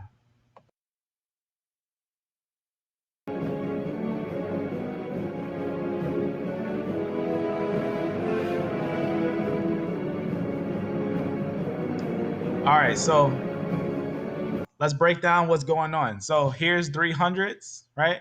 We're going to go and make our way from BC to the time in the future.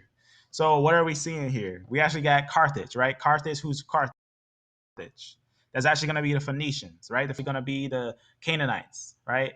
That's going to be the Sea Peoples, the ones who have moved in that area, right? Just keep that in mind in that time frame.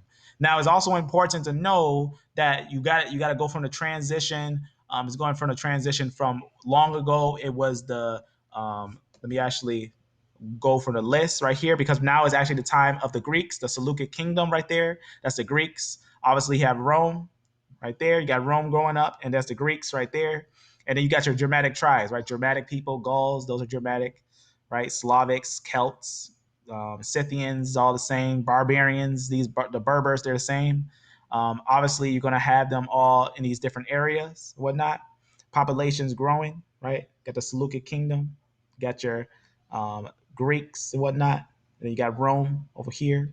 See what's going on. So we're working our way. So about once we start get to the AD is where we're going to start looking at those changes there. So Rome is growing, right? Rome is taking over these areas. These are the Gauls, right? Rome's defeating the Germanic tribes, right? They're defeating the Germanic tribes, taking the areas of things. Also taking the area of the Greeks, right? And there's a lot of Greeks in these areas. In these areas, the Greeks, you're going to start seeing Rome become an iron wall around the Greeks, right? They're going to be basically in this is the major area here. These areas here is actually Greeks' major areas, right? So you see now Rome's getting to its peak. It's almost at its peak, right? Taking over these areas. You can see it's also got this bottom part here, right? Rome is now pushing the Germanic tribes out. Now notice that the Germanic tribes are at the Rhineland, right? The Rhineland is an area of a war zone. There's constantly wars going over here. There's a lot of things recorded with Rome. Rome's recording a lot of things that's happening over here and over here. They're fighting and they're going at it. They're going all the way up here to the Celts, right? What do you call it? You got the area called Britain, right? But this area they don't take. They don't take this area over here. They end up pretty much returning back because they end up stopping right about there. They don't take the whole thing. So the Germanic tribes are still up here. So you can see what's going on. So it's like half and half Germanic tribes in Rome right there. So you see what's going on. Obviously, at this point in time, you got less people, but you still got your Scythians there, right? Scythians in these areas.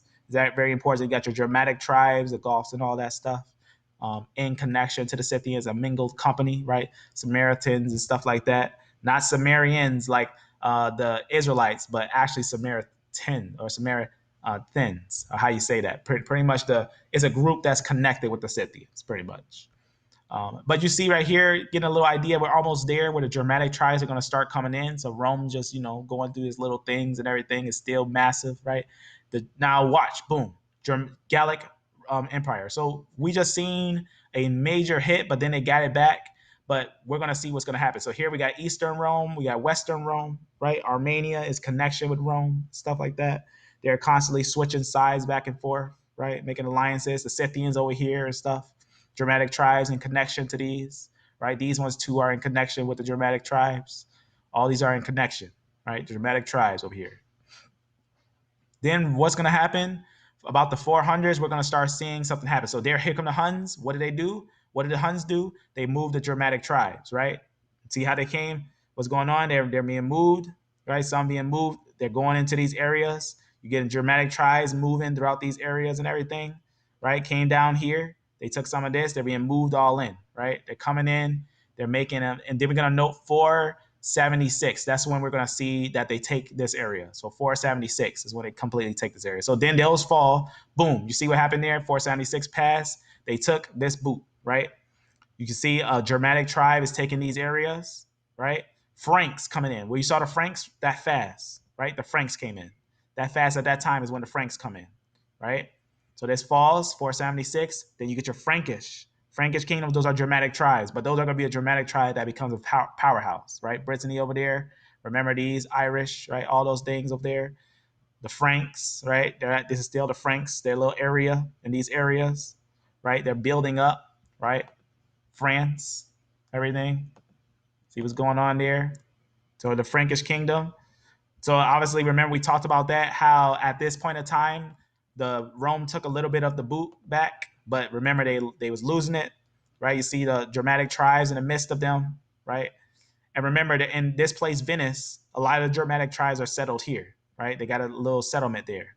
And they got the Franks rising. Now watch what the Franks do. They're going to make a legion where Rome anoints them as being ruler over the Vatican and over the spirit, because over here supposed to be the spiritual powers, but over here supposed to be the powerhouse, right? This is the powerhouse. This is the spiritual powers over here. So Avars, right? These are going to all be Germanic tribes, right? Slavics and all that. All of them are the same when we think about genetics and everything. Note what happens. This right here, what's going over here? These are Arabs. Now note this. Let me show you something. These Arabs are going to reach into the Franks, and one of them is going to be a leader. His name is Napoleon. We're going to look at that when Napoleon rises up. Let's look that up real fast. Let me show you when we go to Napoleon. Let's see if it's hard to find or easy, right? You probably know about Napoleon Bonaparte, right? Let's go to his Y-DNA. I'm going to show you how they can find it. What DNA does he have? Haplogroup E1b1b1C1. That's very important. Now, it's obviously you can find different ways on how they found that, right? You can go in depth to see how they found that, but for sure, is E1b1b. Napoleon's Y chromosome is actually in connection with what you see in a lot of the individuals that are going to be your Moors. So your Moors right here, they reached into the Franks, and then there end up being during a later time, you're gonna see some of the E1b1b ruling in the area of the Frankish kingdom. So keep that in mind. Those are the real Arabs. All right, because the J line is actually going to be your Turkish line. Your R line is actually going to be your line of the Scythians, and then your E1b1b is actually going to be your Shemitic line, which is your original Arabs. You find that also in the. To show you here, you find a lot of these lineages right slap dab in Ashkenaz. Why? Because of Venice and all those things. Remember, I showed you how they were mingling together in Venice and things like that around the Rhine and stuff. That's why you find their genetics around the Rhine. Why? because that's where the barbarians were. See what I'm showing you? Showing you all these things and showing you the history with it, right? Very interesting. Let me show you something on this thing. Let me show you something on this thing. So we can get the full picture of what's going on. So we're working our way to the 1700s. That's what we want to work our way to the 1700s, just to see what's it going to look like in that time. But let me go to a thing on this. Very, very interesting when taking note of these things. Let me go down. So here's the, I think I passed it right here. So here's a great illustration of the Turkish tribes. Why? Because it shows you the Turkish barbarian. Because remember how I showed you the people in the land who became the Crusaders? Remember, they had G's, they had R's, they had J's, they had T's. That's actually what we see in Ashkenaz. We see the same thing, E's, E1b1b. We see J's, we see R's, we see G's, we see T's. You see what I'm saying? We also see that in the Turks, Iranian Turks. We see that in all types of Turks. The Turkish groups, we see the J's, we see the R's, we see all the types of groups, all the same. They're all the same. As you can see here, all the same, even in the subclass. So it's really interesting to see that. Very, very interesting to see that. So I just want to show you that real fast when we're taking a look at this, to know these haplogroups a little bit. Now, if you're not familiar with it, it's okay. We're going to look at the history. So we're going to note what's going to happen here. We're going to keep on, it's growing, right? Just making sure everything's good on there, all right? So it's growing, right? You got the Franks. Now the Franks, they expand into this area because they actually want to own all these areas, right? Barbarians, right? Remember, Rome is over here, right? Now watch what happened. West Frank and East. Now this is important. Franks divide, right? The Germanic tribes, where you see right here, there's going to be the Rhineland, right? Now note what you see right here. West Frank and then the East Francia, right? France actually splits. And in the middle, you're going to note there's Italy and everything right in the middle. Then they come together, East and West and whatnot, but they're still divided. There's Rus, that's Russia, right? We're gonna later see that this turns to Russia, right? That's actually, remember, this is actually the Scythians. These groups over here, the Khazaria, you see what you see right there? Khazaria, remember we seen the Scythians there just earlier, right? Just go back a little bit, right? It's the Scythians right there. And then you're going to see the Rush come from over these areas. So the Scythians, these are going to later become who you see as Khazaria. Why are they called Khazars? Because they settled in the area right here. I'm going to zoom in and maybe you can see the name here. It's pretty much because these rivers and whatnot. I don't know if I can go to the exact spot, or else I'll just type it down, Khazaria River. But pretty much, long story short, is because these rivers. That's why they're called Khazars. Not that they're a different people, but because of their location, right? The Scythians were here around this area and here around this area and over here. They were all in these upper areas, right? The Scythians were moving about. But sometimes you see a group which are called the Royal Scythians. They're called Royal Scythians, and they call them Khazars because they were just that group of Royal Scythians. It's just that now they're starting to enter into the picture of books being written down about who they are, right? Continuing on, right? So you're going to see obviously your Franks and everything. I'm going to jump a little ahead to where we were right here. So we had talked about this little area, right? The merging of everything. So the Franks and everything, the Frankish kingdom. And then we get the divide of the East and West Franks right there. East and West. These are very powerful. These are ruling up here. There's Russia going to grow. There's Rome over there, right? You're actually seeing all these countries. These are still barbaric tribes. These are all barbaric, but you're going to have different confederacies, right? Hungary and all those things. Germany, right? What was Germany? What was Germany actually at first? East Francia, right? The Germans were actually originally called the East area of the Franks, right? See what's going on there? So that's why you get the divide of Germany and the West Franks, right?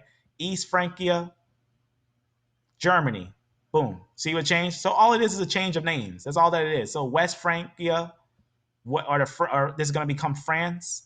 You got England right there. You got Germany, Russia growing. That's very important. Now, what just happened? What just happened right there? The West Franks turned the East Franks, which were Germans, into the Holy Roman Empire. Now, is that actually Rome? No, but it's been named Rome. We're going to look at that. We're going to look at these things as well. So just know that during that time, they just basically made a union and made it whatever they wanted to make. This is still Rome. Rome's over here. See Rome? But they call this the New Rome. See what's going on there? Very interesting, right? The Franks, there's Brittany, right? America, right? Omerica, right? America. Rus, you're going to have, obviously, the Russians going to grow at one point in time. They're the Scythians, right? In connection with all those things, right? When you think about the Khazars and everything, they moved over here, right in the midst, the Khazars, the group that was over here, now they moved over here. We talked about that in the history and everything. They're in the midst of the Holy Roman Empire. That's where they are. Because where are the Jews at this time? Where are the real Jews? They're in here, going through it, because they couldn't go up here. They had to stay in here. In fact, the king of that land made a law that they couldn't leave. They couldn't leave in that land. But we're going to start seeing more of those records in the 1400s. But they're in these areas at these times. And they were staying in these areas, being forced. And they were staying around with the Arabs. See where down here? They're trying to take this area from the Arabs and everything. They're pushing it down, and they're taking this area. There it is. There's the Mongols and everything. They're just taking over this area, Golden Horde and everything. Obviously, we already talked a little bit about that when the people, because that's going to fall, that's going to turn to nothing, right? Those are actually going to be a mix of the Scythians and the Chinese and stuff like that, but then they shrink over there. You can see right here, barbarians still over here. Rome is going to be destroyed. When is Rome going to fall? Now, who's coming over here? You see the Ottomans? These are going to be see how they came over this side? This is Rome right in the middle, right there. Still, Rome is still there. The Byzantine Empire is still right there. But the Ottomans are on both fronts, right? Not good when they're on two fronts. That's when you're pretty much going to lose. So the Ottoman Empire is going to take this area about 4, it's almost there. You can see it's still there. It's not going yet. Almost. You see how it's shrinking? This is going to be where Rome is fighting. It's almost at the end of it. And boom, going. So you can see when did Rome fall? The exact timing. So you can see Rome last a little bit, but when did Rome completely come to its real end, the actual official end? In 453, right? That's when the fall of Constantinople was to the Ottoman Empire. So 29 May 1453. So that's when, obviously, you see where it says Sultan right there? Don't let these names, these Arabic names fool you. These are actually going to be Turks. These are actually Turks that came down there and then converted to Islam. So a lot of them had the Islamic traditions. So very important to see that. So proceeding, what happened in this time? This is where the Jews down here are living in Portugal, in Santa May. They're going to be sent down, right? They're going to be sent down. Whoever can pay the tax, they can come back up, right? Whoever paid the tax came back up. But then what happened? They went through it with the Crusades that were going on, right? You see the Holy Roman Empire? Crusades were happening. When I say Crusades, the Inquisition, right? The Inquisition, not Crusades, but Inquisition. The Inquisition was happening to the Jews, and they were being sent down. That's very important to understand, right? Because we already see that these ones were actually going downwards. They were going down into Africa. Some of them paid the tax and came into these areas and settled a little bit in France, and some came into these different areas. But they went out. They went out. That's important to understand. They didn't start here. They went outwards. That's very important. 1400s is when they came out, which is not the Ashkenaz, because the Ashkenaz was there during, we can even record them, even we seen their genetics. They were there during the first century. I mean, not first century, in the hundreds, in the 1000s. 1000s and the 1100s, whatnot. 1100s and early on. So you can see right here, this is going to be your Spain, Franks, right? France. This is where things start to look a little more familiar, right? The Ottomans, remember the Ottomans end up staying here, but they had power in these areas, almost a lot of the areas, the full power of the Ottomans. We can see their full stretch right here. They had a full stretch in all these areas. That's why today you find a lot of J's here. All in these areas you find J's. Why? Because the Turks came down there and took these areas, right? Also, you can see right here, the Turks also with the Greeks, they have J's too. The Greeks have J's, I's and J's, because Yavain has I's and the Turks have that as well. But our lineage is going to be a different line. But they all mingled together. They were mingling together. The Turkification, you never heard of Turkification? They was doing a thing called Turkification, altering a lot of things and merging a lot of peoples together. they're becoming one. So now we're getting to the 1700s. That's the time we want to get to, right? The 1700s. So obviously you got the Franks, remember, barbarians, Scythians, right? Turks, right? Settle in these areas. These are all going to be owned by what they was now be called the European nations, right? You know about it, right? America later from Britain and everything, and the Franks, right? The France get some areas, right? They later sell that to America. Also the Spaniards, Spain, they get some area. But now here comes the Franks rising. They had a time when they was basically taking over. We're going to look at that time. So we don't need to look further, but I'm just going to let it go further so you can see basically what it looks like nowadays, just to get an idea on that. Obviously, you got some, divide of Africa going on down there, right? Divide, giving lands to whoever they want to give it to. You can see who's here and who's in these different areas. Italy, right? These are obviously Germanic tribes. These are Germanic tribes now, mingled with the last remnant of the Greeks, right? The Greeks get kicked out of this area. When the Ottomans settled here, the Greeks get pushed out. They get pushed out, and you get the Armenian genocide that happens then. So you see Russia, Franks. This is now more familiar what we see today, right? Why do you think World War I was going on? World War II, confederacies, right? These are Germanic tribes that were going at it with each other. That's what you're seeing there. And that's where we still are. We're still surrounded by Germanic tribes that love to battle with each other. And you think a World War III is not coming up? It's coming up very shortly. So you can see what's going on there, a picture of the world that we see today. None of this is originally who they are, right? You don't got your original Arabs, you don't got your original Romans, you don't got your original Jews. Rather, you got to have discernment and understand what's really going on when you look at the genetics and looking at the history and information and what happened in these areas. What's up with the colonization and what's up with the changing of the area. Germanic tribes came up here. That's who rules the earth, Germanic tribes. Rome didn't win. The Jews didn't win. The Arabs didn't win. The Germanic tribes won, and they took over these areas. That's what happened. They took over these areas. Now let's get more into the history unto a later point of time. So a little bit more. I think maps always make a big difference. So that's why I always go over maps, because maps makes a big difference. Maps and years. Shalom, family. Shalom, shalom. So here's a little bit more. I'm going to close this map as we don't need it. As I think if you don't know history, you get a mystery, right? And it's not hard to understand history, but if you don't understand history, it's a mystery. So just keep in mind, this is a Germanic tribe. This is watching only France, right? This is going to show you where the Holy Roman Empire came from. Now you're going to know the truth on where Rome came from. What is Rome? What is the not Rome as in the sense of Rome, but the modern today Rome, right? Where the Vatican is. He's actually from the Germanic tribes, right? Now notice, don't get too worried about all these names and stuff. They're all the same people. They're just different confederacies. It's just different confederacies and everything. So you're noticing different confederacies and stuff, but they're going to be all Germanic groups. That's how the barbarians were.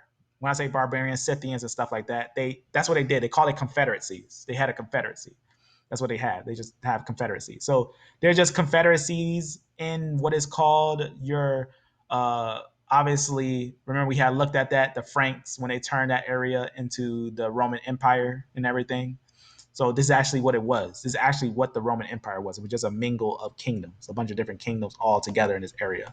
And they called it the Holy Roman Empire. So you could just see just different names and stuff right there, being in these different areas and whatnot. You can see them in different areas, different names and everything, just skipping ahead because it just shows you, look at this. Look at that mingled humble jumble. What's going on right there?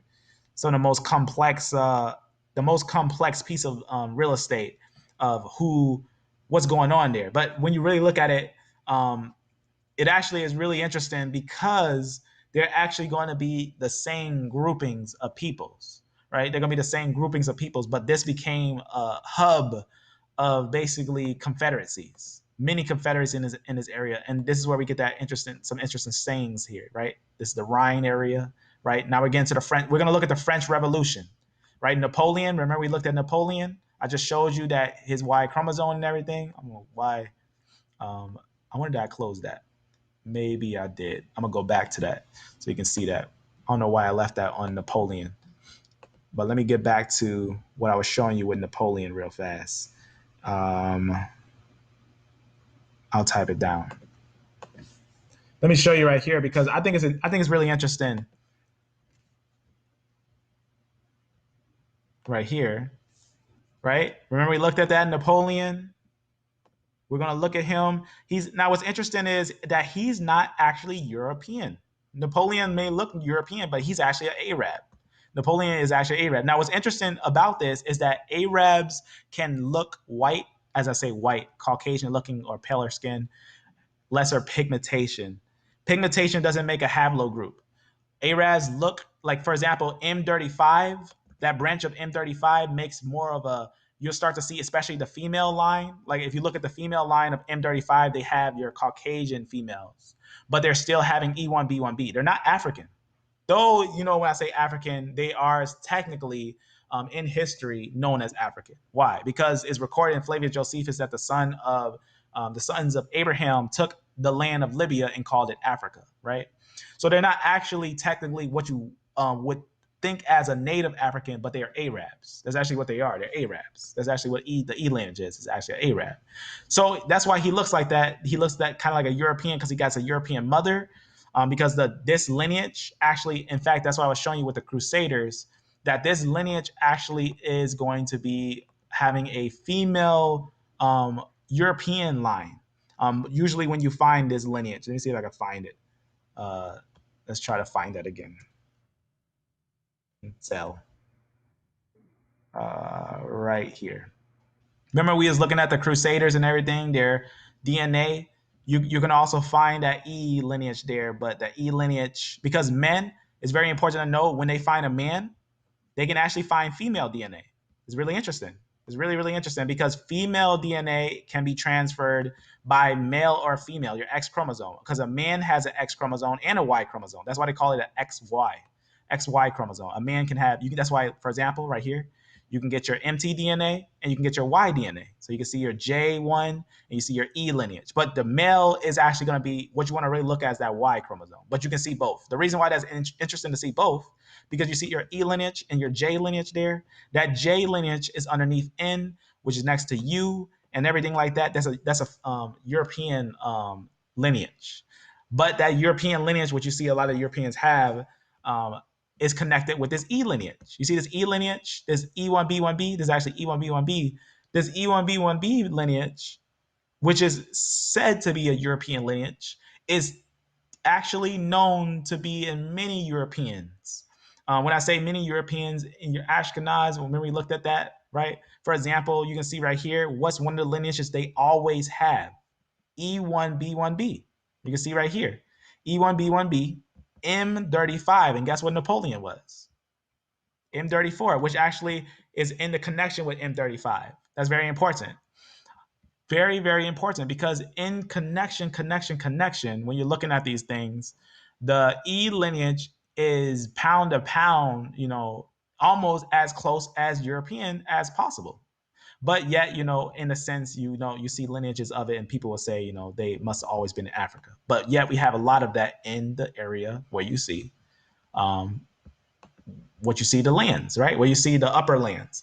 But the E lineage is not actually going to be European. The E lineage is actually your Eurasian lineage. That's actually the original Shemites. That's the original Shemitic lineage, is the E lineage. Very important to understand that when we look at the history. But this E lineage is actually going to be connected with a female having the J. As you can see, the T with the J. You can see the Q with the J. You can see what's going on. So these are actually from the same mothers. You can see right here, they're from the same mothers, but different fathers, same mothers. See what's going on there? Very interesting. And you'll notice that with the Scythians because they had a female-based society. So the society, the women would be over and then the man would be underneath instead of how it was in Israel. The man would have more what they call polygamy, but it's not actually polygamy. It's just a structure that was set up differently. But sometimes you'll see that a different type of polygamy with the women actually having multiple husbands and things like that with the Scythians and stuff like that and the Samaritans and different things like that. And a lot of them will be warriors. And so that's why they'll have a lot of times the same mother. So very interesting when you see that on how that's illustrated like that. But let's keep on going. So that's underneath because there's three groups, L, M, and N. All these are underneath N. So let's keep on keeping on. So the reason I want to show you that, because I find that really interesting when we see these confederacies and stuff. So obviously, that's what the Roman Empire is that it's just this mingled group. So let's keep on keeping on though. Let's keep on keeping on. Let's keep on keeping on. Go into a different map. Make sure you can hear me. Shalom, shalom, family. So different map here. You see how I'm using these maps because I want you to get familiar with the area of Europe. I want you to understand the complexity because I think history is really interesting. It can be hard sometimes, but it's not that hard. But history can be very interesting to take a look at these things. But let me play this one.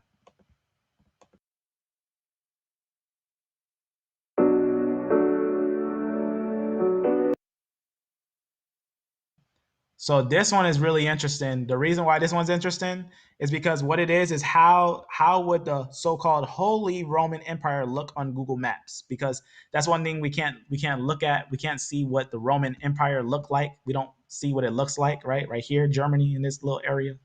Let's see what it actually looks like. The Holy Roman Empire, which is in the area of the Germans, right? This video is really interesting. The person took their time. They took their time really putting forth the Rhineland and putting the division of the Holy Roman Empire and everything. I'm gonna actually make it fast right here. So he's just, taking away, it's kind of like the erase method. It's two maps over each other. That's what he's really doing. And he's erasing one part of the map and bringing the other part of the map to light. So very interesting to see. I'm just gonna skip a little ahead where he gets the full picture here. And I'm going to slow it down because you can see it's doing a lot. And he's just going to put, I'm sure he's going to put the name there. So there's France and everything. There's Rome. He's going to move it. All right. He's just putting the names of what it was and everything. I'm just going to skip a little ahead. I thought it was really interesting. He's putting them exactly as it was. Amsterdam and everything. Poland over there. Here's their so-called Holy Roman Empire. So you can see what it looks like on a map. Everything, your Rhineland. You got your so-called Holy Roman Empire, right? Poland and everything. Romania over there, right? Very, very interesting. Very, very interesting to see. Close this. Here's another one. A little bit of the maps, right? Getting a little detail of the history. Getting a little idea. This one, I don't think we need the sound. Nope. So obviously starting from 4, they're going to get to the point of where it's working its way to the 400s, right? Ever since 400 BC. So 400 BC, right? BC works its way down, then AD works its way up. I'm pretty sure we already seen this one. Yep. So we already seen this one. Let me just look here. All right. So this one, this one is the rulers. These are actually the rulers. I'm not really going to show it, but if you want to see it, obviously this is going to be in the description, right? Year of the rulers on the map. This one's really interesting because now you can actually not just see who's or what kingdom is ruling, but who is ruling, what certain person. Remember Justinian? That's what he was looking at early on that time, right? They try to say that at that time, right? But that's when they took Rome at that time, but they lost it again later on, right? Right after Justinian's death. See what's going on. So Justinian's over there. And then he obviously gets someone else there. Who's this? This is the Huns. What do? They push the barbarians around, and where they settle? They settle in Venice. They take Venice, and that turns to a great trade area, right? And then these are all connected. They start to connect. So you can see who's ruling where, right? You're seeing some of the names there. Justinian's son. We get some different ones. You got obviously the Arabs, the original Arabs in this area. This is real Arabs before the Seljuk Turks come in. These are the real Arabs. E1b1b. E1b1b coming up here, right? They end up going into what you see right here, where some went into the area. So they're obviously in connection, right? They're going to the areas where you see the Franks, E1b1b, right? See what's going on there? Going down a little bit. And we can follow those genetics in genetics. We can find the E1b1b over here in these areas because we noted that the E1b1b is actually the lineage that took that area. Just talking about the different leaders, right? You're familiar with these names. Maybe, you know, this is a map. This is a map that I recommend seeing. Person, whoever did this, took their time. They took their time and put this together to see all these things. So there's a split there, working its way over. John II, remember it's recorded. John II is the one that took the Jews into San Tome and took them into the lower areas, right? John II, very important to understand. He's the one that had moved them and everything. Go up a little more. Get Lewis and stuff. I'm going to skip up a little bit because then we're going to get to the time of, you see right here, the Franks. They actually had a strong power ruling at that time. The Franks were ruling very powerful in this time. So you can see, obviously, have connections with these groups over here. And then comes the France Revolution. You see Napoleon. Remember I showed you Napoleon? He is a Arab. He's a warrior. Arabs were known as being the warriors of the land, right? They were the ones taking a lot of the lands. A lot of them are warriors. A lot of the Europeans are warriors. But the Arabs, when they come there too, they're also warriors. They also been warring at these places for a long time, like the Scythians. Scythians been warring. These are the Scythians, and then you get your Arabs and everything. So watch what you have here. Boom, Napoleon. What does Napoleon do? He moves the area. You see how he moves it, taking over these areas? Napoleon's, you see what he's doing? He really takes off, but he messes up by trying to go into Russia, and then they pushed him back. He ended up going back and was losing a lot of men going into Russia and messed up real bad. Lost a lot of these areas when he did that. So you can see real fast when Napoleon was there, you can see France almost took over, almost did, but then they messed up. They made a mistake here. They made a mistake here. You see right there how fast that went? They went in and they lost real bad. And they lost all these areas. That's what happened there. So Napoleon, very interesting history. So just see a little bit there and whatnot and all those things.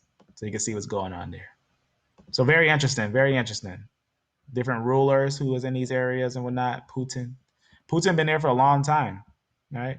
Switching back and forth to different ones. You can see different leaders and whatnot. Who's there and who's ruling in these areas. So very interesting.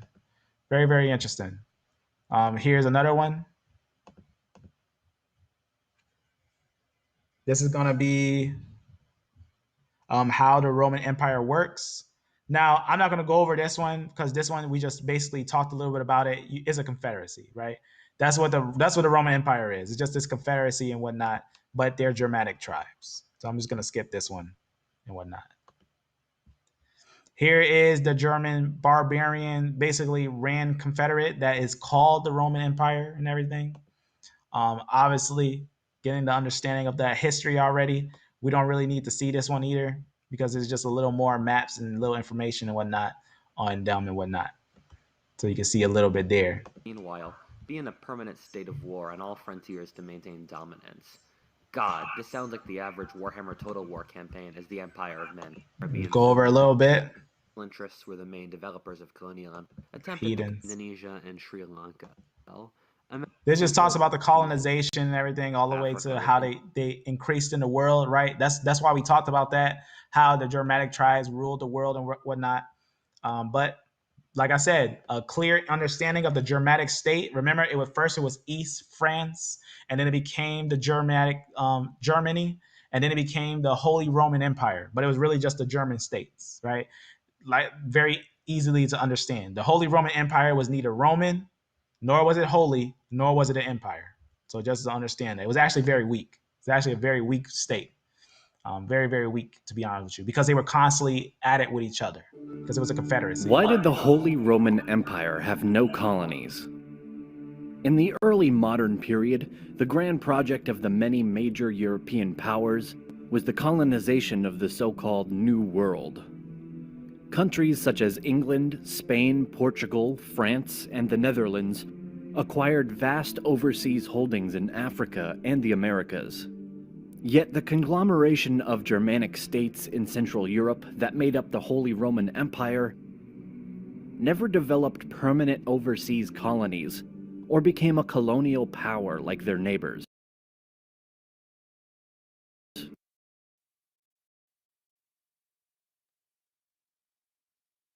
not. One chief reason is the inherent weakness of centralized power in the Holy Roman Empire. Whilst Spanish colonial exploration had the weight of the crown behind it, this was not the case in the Holy Roman Empire. Any ventures were small-scale, financed and launched by individual states. As most of the principalities and counties of the empire were incredibly small, the resources both in manpower and money were not forthcoming to undertaking grand colonial projects. The land's Holy Roman Empire also suffered greatly during the 30 Years' War from 1618 to 1648. With internal strife and destruction, there was limited desire or drive in both world wars, as it did not have ready access to colonial troops and overseas resource markets.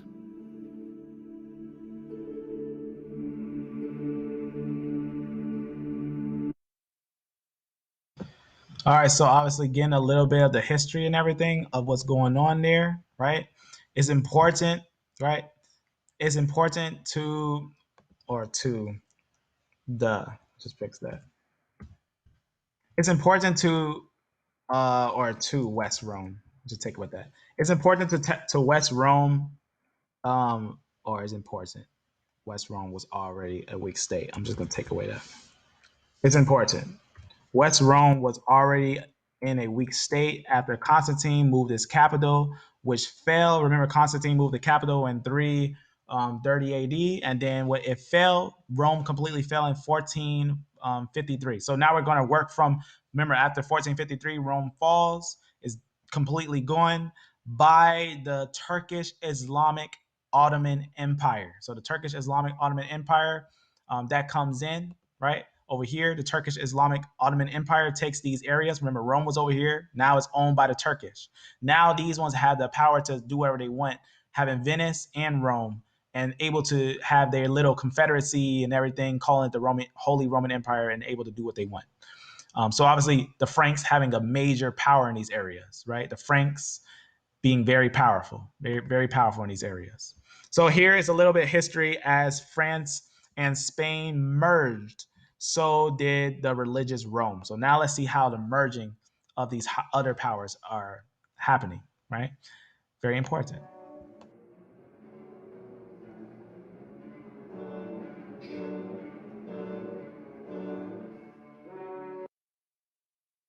All right, again, you can see right here. So we got France. Remember the Franks, where we started at? The 1700s. Why are we starting the 1700s? Because you see what it's saying here, 1798. Remember how I showed you, this wasn't a major time frame. 538, just because nothing major happened in that time, in that exact time frame. Nothing major happened in that exact time frame. That's very important to understand. And now we're talking about right here, 798. Where's Rome, right? At this time, Rome took that area. What are they trying to link? What are they trying to link here, right? Because Rome is gone, right? We're now working with the Germanic tribes, is what we're working with. That's the major thing we got to understand with history. Rome today is not Rome. Rome today is not Rome, but it's a Germanic tribe. That's important to understand. We're not working with Rome today. We're working with the left behind of Rome, which is the Catholicism, which came from Rome, but was Turkified and barbarian I guess that's the only way I could put that, is that the religious practices of the faith was altered extremely when the Germanic tribes got it. Also when Rome got it, a little bit. And remember, that's 300 years after Christ. It didn't alter to where the doctrine completely changed, but it altered where they start to bring in other traditions. And a lot of people knew when they brought the traditions in, and they would talk about it as soon as they brought it in. Just keep that in mind, that now we're actually going to be looking at the Germanic tribes. So Rome fell in the midst of here. Now you got the Germanic tribes. What happened at this time? Nothing happened at that time. All we saw was that Rome had took the land, but remember, Rome lost it quickly after that. And it wasn't about Rome. It's actually going to be about the Germanic tribes. That's very important to understand. And they didn't have a confederacy at that time until later on, about the time of the 700s. So this is already out the water. But now let's see why this time doesn't even fulfill the prophecy. Because also remember, the 2000, which is not years, the 1,260 days are days, right? And in fact, after that time comes Christ. That's the time to have it. Comes to the ending. But let's continue. Roman Catholic Church. Again, this time of 1260 days can also be 42 months or a time times and a half a time found in end times prophecy. Remember, there's no private interpretation of prophecy. It's either the time and a half is 42 months, which is 1,260 days, which is 3.5 years, mathematically, all the same. Or it's going to be the years, but it's not the years. It's not 1,260 years. That's wrong. That's a private interpretation. This is the right interpretation. This is a private interpretation. This is a private interpretation. But let's proceed. I hope this clarifies some of our very key end times terminology and divine time measurements found within Daniel and Revelation. So obviously, Revelation is a future prophecy. That's very important to understand, that the years that's in Revelation are not, as you see in this video on this one, those aren't years. These are not years. These are actually days. 1,260 days, 42 months, 3.5 years, 180 weeks, mathematically, all the same. Very important to understand. But let's note this year, 1798. Let's note the year 1798. So now we're in 1790. What happens? Right? Make sure you can hear me here. All right, so you got your France. All right, this is going month to month. This is 1791, 1793, and everything. Now, what's happening here, what's interesting is the first, you got them growing here. You see what's going on there? Now remember, the year we want to look at is 1798. This is anything in Pacific that happens then, right? No, it's not in the Pacific, but you can see right here, there's the Frank. These are all Germanic tribes, all of them. Great Britain, all of these, Spain, all of these Germanic tribes. But note here, at this point in time, you're going to have the Franks, obviously, at this time, insurrections going on, right? They're going to fix those and whatnot, calm it down. These are all Germanic tribes, but who's on sides? These ones are mostly on sides, and you got France, right? But watch what happens here, because France is actually very strong. It's very strong at this time. Okay, so you got some, obviously, Russia, right? Scythians, and a lot of these are Scythians too. But you got different confederacies. Just because they're related doesn't mean they're working together. Just because they're related doesn't mean they're working together, right? And that's one thing that we got to note. Just because they're related doesn't mean they're working together. Very important. We see that often. Think about Israel divide, right? The 10 tribes, the northern tribes and the southern tribes, they were against each other for a time. You see Spain signs a peace treaty with France, right? Look at Spain. Spain's actually united with France right now. Spain's actually united. They're actually working together. They signed a peace treaty and they actually align an alliance. They're actually in an alliance right now. From Spain too is where we actually going to see that we're going to soon later see a young Napoleon rise up, right? There's Spain, allies to the France right there. So Spain, an alliance, right? Allies to the France. So you see an alliance is starting to happen, right? Very interesting. Very interesting. So this is the French Revolution, and this is Napoleon. This is going to be Napoleon, what goes on with him, right? What's going on? What's going to happen, right? So they got an alliance. I'm going to go, obviously, you got your Roman Empire that's there, having an agreement and what's going on with them and whatnot. I'm going to go up a little bit. Here's you notice what you got here? Your Ottomans, right? Your Ottomans coming in, trying to make more of a bigger threat in this area. Obviously, they have this area. You get some of these ones rolling in these areas over here. The Ottomans, they're all working together. See what's going on there? These all in union. Now remember, later on, the Ottomans also work with the Germans, right? Remember the Germans, remember the Ashkenaz are over here and whatnot. And the Ashkenaz are related to the Germans because we know that because different historical writings and genetics. So, but they don't like them because they're traditions. Their traditions, they practice Judaism, and the Germans, who are the same people, don't like that. They're Confederacy, but they're all the same people. All of them are the same people. So this group right here, which has J's and R's, obviously in union, right? Germany, which is also that area is so-called the Holy Roman Empire, right? Now, this one I'm just going to skip through because we don't need to look at this right now. It just talks about, confederacies and groups and who is with who and whatnot. See how these ones are aligned with this one. Remember what I showed you with Napoleon, what he did? Napoleon really made an influence and made these people, bow to them. Napoleon, right? And when you can look at his haplogroup, right? He has a certain type, right? And it's very interesting when you go into depth on it and look at those things and how they know, and they get the confirmation to show you that he's that E1b1b lineage, E1b1b. Very interesting to see. Very interesting to see when taking these things in. But let's continue. Napoleon's doing this. That's what Napoleon's doing. So he got a lot of these in union and allies with him. So then obviously Russia turns, right? Napoleon does this little thing when he tries to go in. That doesn't work out so well. Then they get destroyed, massively destroyed, and loses a whole fleet of these areas. All these areas get lost because he made a mistake. He tried to rush in, and Russia's cold. He wasn't ready for that type of environment. It was a change of environment. He used a different type of environment. Russia was not made for them. Winter came and it was over. When winter came, these was ready for winter and these ones wasn't. So you can see these ones pick a side, right? They're picking, choosing. Confederacies switching, right? Wasn't these just on side with them, but they're picking side now with UK and with these ones. Now we're looking at what's going on. Collapsing on them. The Napoleon Wars. And you can see him skip a little ahead. So you can see what's going on at the end of it all, right? What do we see at the end of it all? They end up colonizing the world you see where it says 18, it doesn't show you 1844? I think it's 1844. The Berlin Divide, or not the Berlin Divide, in the sense of the divide of Africa. Let me just make sure. 1844.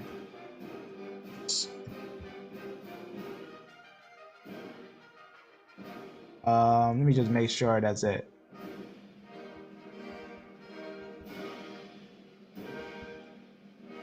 I just want to see there's Berlin Conference, 1844, 1884, not 1844, 1884. That's why I wanted to make sure. 1884, under the Berlin Divide and everything. That's why I always double check. So now, what's interesting about that whole thing that you just saw there is that's just for you to know confederacies, and then afterwards, obviously, confederacies aren't so tight now, right? You're actually seeing the world so primed for war like you never seen. But let's take a look at this history. Let's take a look at this history in the depth of it. So the French Revolution was a period of fundamental political and social change in France, right? That began with now this is very important because we got to note that it actually went from 1789 to 1799. Now, if you notice, right, they try to say 1789. What happened at that time? Nothing. Nothing happened at that time. Nothing significant to prophecy. Nothing significant to prophecy happened at that time. But let's understand the history. Let's get the history in. And I'm going to play this thing straightforward.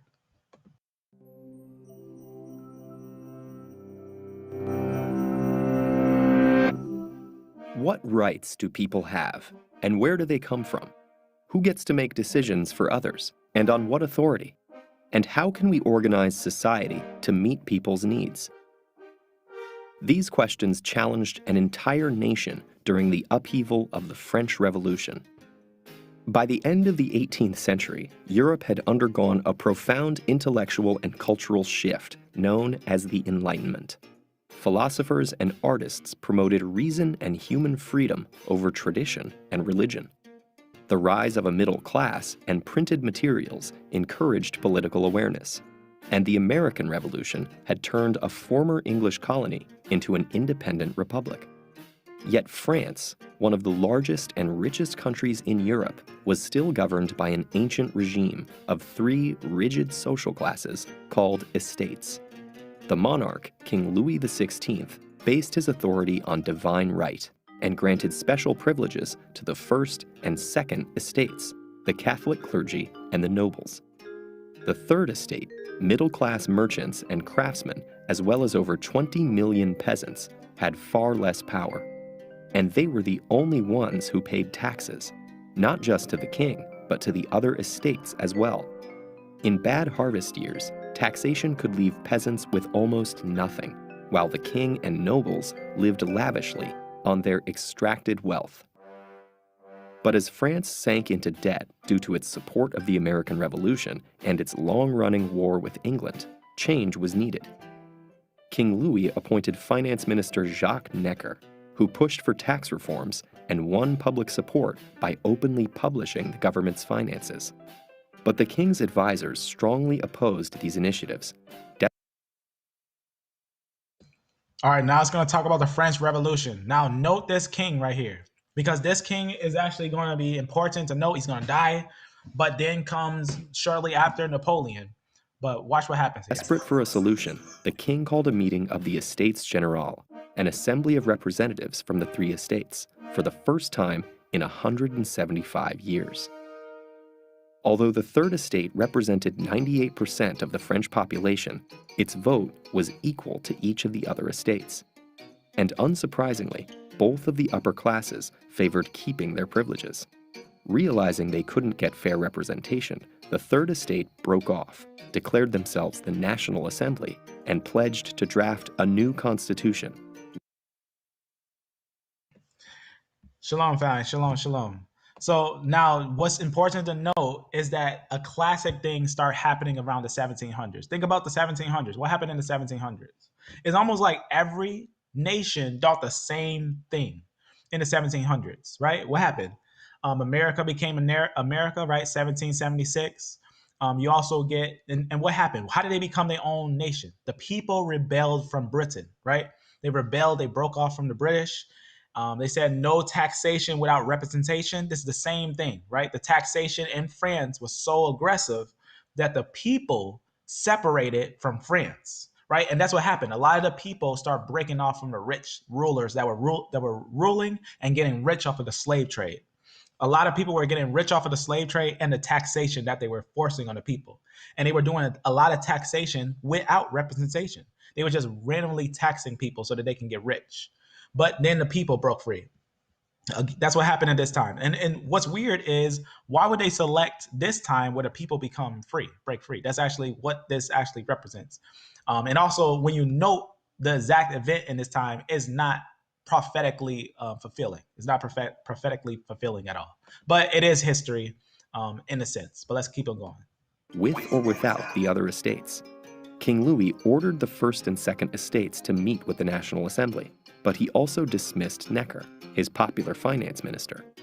In response, thousands of outraged Parisians joined with sympathetic soldiers to storm the Bastille prison, a symbol of royal power and a large storehouse of weapons. The revolution had begun. As rebellion spread throughout the country, the feudal system was abolished. The Assembly's Declaration of the Rights of Man and Citizen proclaimed a radical idea for the time: that individual rights and freedoms were fundamental to human nature, and government existed only to protect them. Their privileges gone, many nobles fled abroad, begging foreign rulers to invade France and restore order. And while Louis remained as the figurehead of the constitutional monarchy, he feared for his future. In 1791, he tried to flee the country, but was caught. The attempted escape shattered people's faith in the king. The royal family was arrested, and the king charged with treason. After a trial, the once revered king was publicly beheaded, signaling the end of 1,000 years of monarchy and finalizing the September 21st declaration of the First French Republic, governed by the motto Liberté, Égalité, Fraternité. 9 months later, Queen Marie Antoinette, a foreigner long mocked as Madame Deficit for her extravagant reputation, was executed as well. But the revolution would not end there. Some leaders, not content with just changing the government, sought to completely transform French society. Its religion, its street names, even its calendar.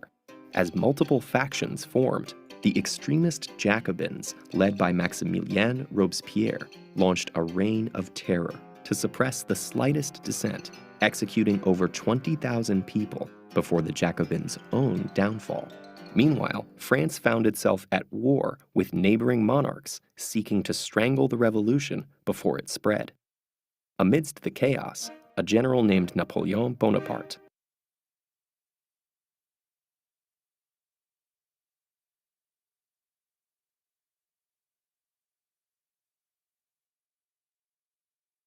took charge, becoming emperor as he claimed to defend the revolution's democratic values.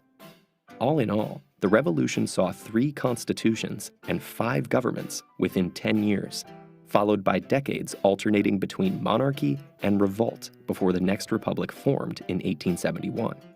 And while we celebrate the French Revolution's ideals, we still struggle with many of the same basic questions raised over 2 centuries ago.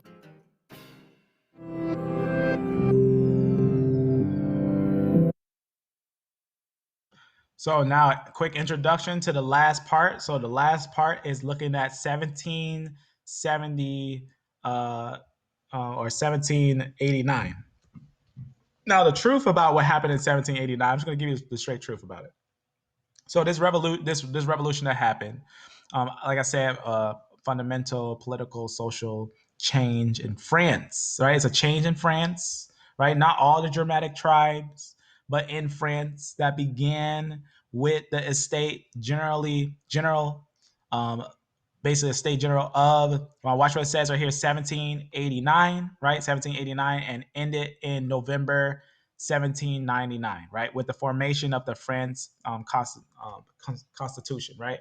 So it actually didn't end, the official end of this whole session didn't end to 1799. Not actually 17. So you can see this date's not right. Nothing's really happening there. And this date, nothing's really happening in this date. And we're going to look at it. We're going to continue looking at it. 1798.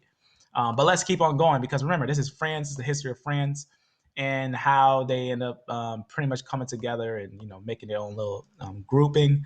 But that full fulfillment wasn't fulfilled of their grouping, their own separate grouping until like the 1800s, later on, like 1800, 1844, somewhere around there. But watch, let's see the alliance that's going on and see this. So long story short, let's see a little long story short right here.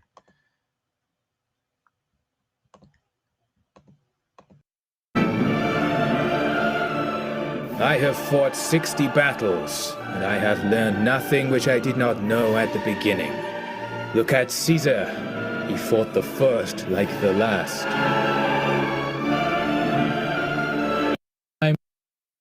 The French Revolution of 1789 was a paradigm-shifting event that put all the monarchies of Europe at risk. As French King Louis XVI and Queen Marie Antoinette became the prisoners of the revolutionaries, monarchs around. Remember, we just heard about the kings, that king that was executed and the woman that was executed. This is about the French Revolution that happened at that time. So it was a revolution going on in France, and these 2 kings were executed, and the power returns to the people. But what's also important to understand, that's France, right? There's other places and everything, right, at this time. But let's also note what happens in this point of area. Europe got even more worried. The brother of the Queen, Archduke of Austria and Holy Roman Emperor Leopold II, and the King of Prussia, Frederick William II, threatened France with war if anything happened to Louis and Marie Antoinette. The new French government did not take it well and declared war on Austria in 1792. The Prussians declared war in response, and soon after the Allies invaded France. Despite the fact that the revolution had weakened their army, the French managed to stop the invaders near Valmy and even took some lands in Germany and Italy. The French king and queen were executed the very next year, and Spain, Naples, the Netherlands, Britain and Portugal joined Austria and Prussia to form what would later be known as the First Coalition. Still, in 1793 and 94, France, which was a republic now, was able to win multiple battles on all fronts and even take control of modern-day Belgium. In 1795, the French invaded the Low Countries, established the puppet Batavian Republic, and agreed a separate peace with Prussia. The coalition attempted to overthrow the Republic by supporting dissent in Paris, but the military garrison led by young Napoleon Bonaparte stopped the insurgency and helped install a new government, the Directory. France was now on the offensive. They invaded Germany and Italy, and although the German campaign ended in defeat, in Italy the newly promoted Bonaparte won against Austrian and Sardinian armies, forcing the latter to sign a treaty and taking control of northern Italy. Austria had to sue for peace and ceded Belgium, the Rhineland, and northern Italy to France. That was the end of the War of the First Coalition, and Napoleon returned to Paris as a hero. Only Britain stayed at war, and Napoleon started a new campaign against them in Egypt in 1798. Britain invaded the Netherlands, while Russian General Suvorov moved into Italy. Britain convinced he managed to take control of Malta and Egypt itself, but was stopped by the united Ottoman and British forces. When his navy was defeated near Abukir, Napoleon lost the initiative. Back in Europe, Britain convinced Austria, Russia, and Naples to form the Second Coalition. In 1799, Britain invaded the Netherlands, while Russian General Suvorov moved into Italy. The British were defeated, but the Austro-Russian army managed to drive the French out of Italy, only to be stopped in Switzerland. Suvorov was pushed out of Italy. Now remember, these are barbarians. When people forget that these are barbarians, you know what happens when you forget that these are barbarians? Is that when it looks like Rome, you may think that this is Rome, Holy Roman Empire. But rather, what you're seeing there is actually Germanic tribes going at it. So notice that we now are in 1799. Did we see any major event of this prophecy come to its end in 1780 and 98? 80? No, that's a private interpretation of prophecy. That's what this actually is. Revelation 13 is the ending. This is actually talking about the beast and his full ending. That's very important to understand. And the major power of these areas is whoever is in Turkey. You know why am I saying that? Whoever's in Anatolia. Why am I saying that? Because this is called the throne of Satan. This is the ones who are now in Islam. Islam is actually the religion, the belief of Islam is actually, long story short, has ties to the Catholicism that was going on there. But the most important thing to know about this moment in time, right, when what you see right now, especially the time we're in, that the Turks, the barbarians, things, they all are merging to going on in Israel, right? They already have a unity of Arab and what they call the Israelis. That's very important to understand because the whole Germanic tribes are united together. They're uniting together and they're united together. And that's what we're seeing now in this last bit of time. That deadly wound was when the Germanic tribes basically stopped this one. This group right here, the Seljuk Turks, this one is the one that defeated Rome. These are the ones that defeated Rome and they were getting very powerful. They stopped this group. This is the group that you want to look out for, the Ottoman Empire, the ones who took in Islam. Those are the ones that's actually going to be the connection of the beast. But this is Babylon. Remember, this is important to understand. The beast hates Babylon. The beast and Babylon are against each other. That's very important to understand. When I say the beast, obviously the beast hasn't risen yet, but the deadly wound is in the power of the beast, which is actually the waters. The waters is the peoples that's already assigned for him, which is the ones of Islam. So that means anyone who's of Islam is actually going to be under them because it's a mingled group. Remember, iron and clay, right? Iron and clay. Very important to understand what's going on there.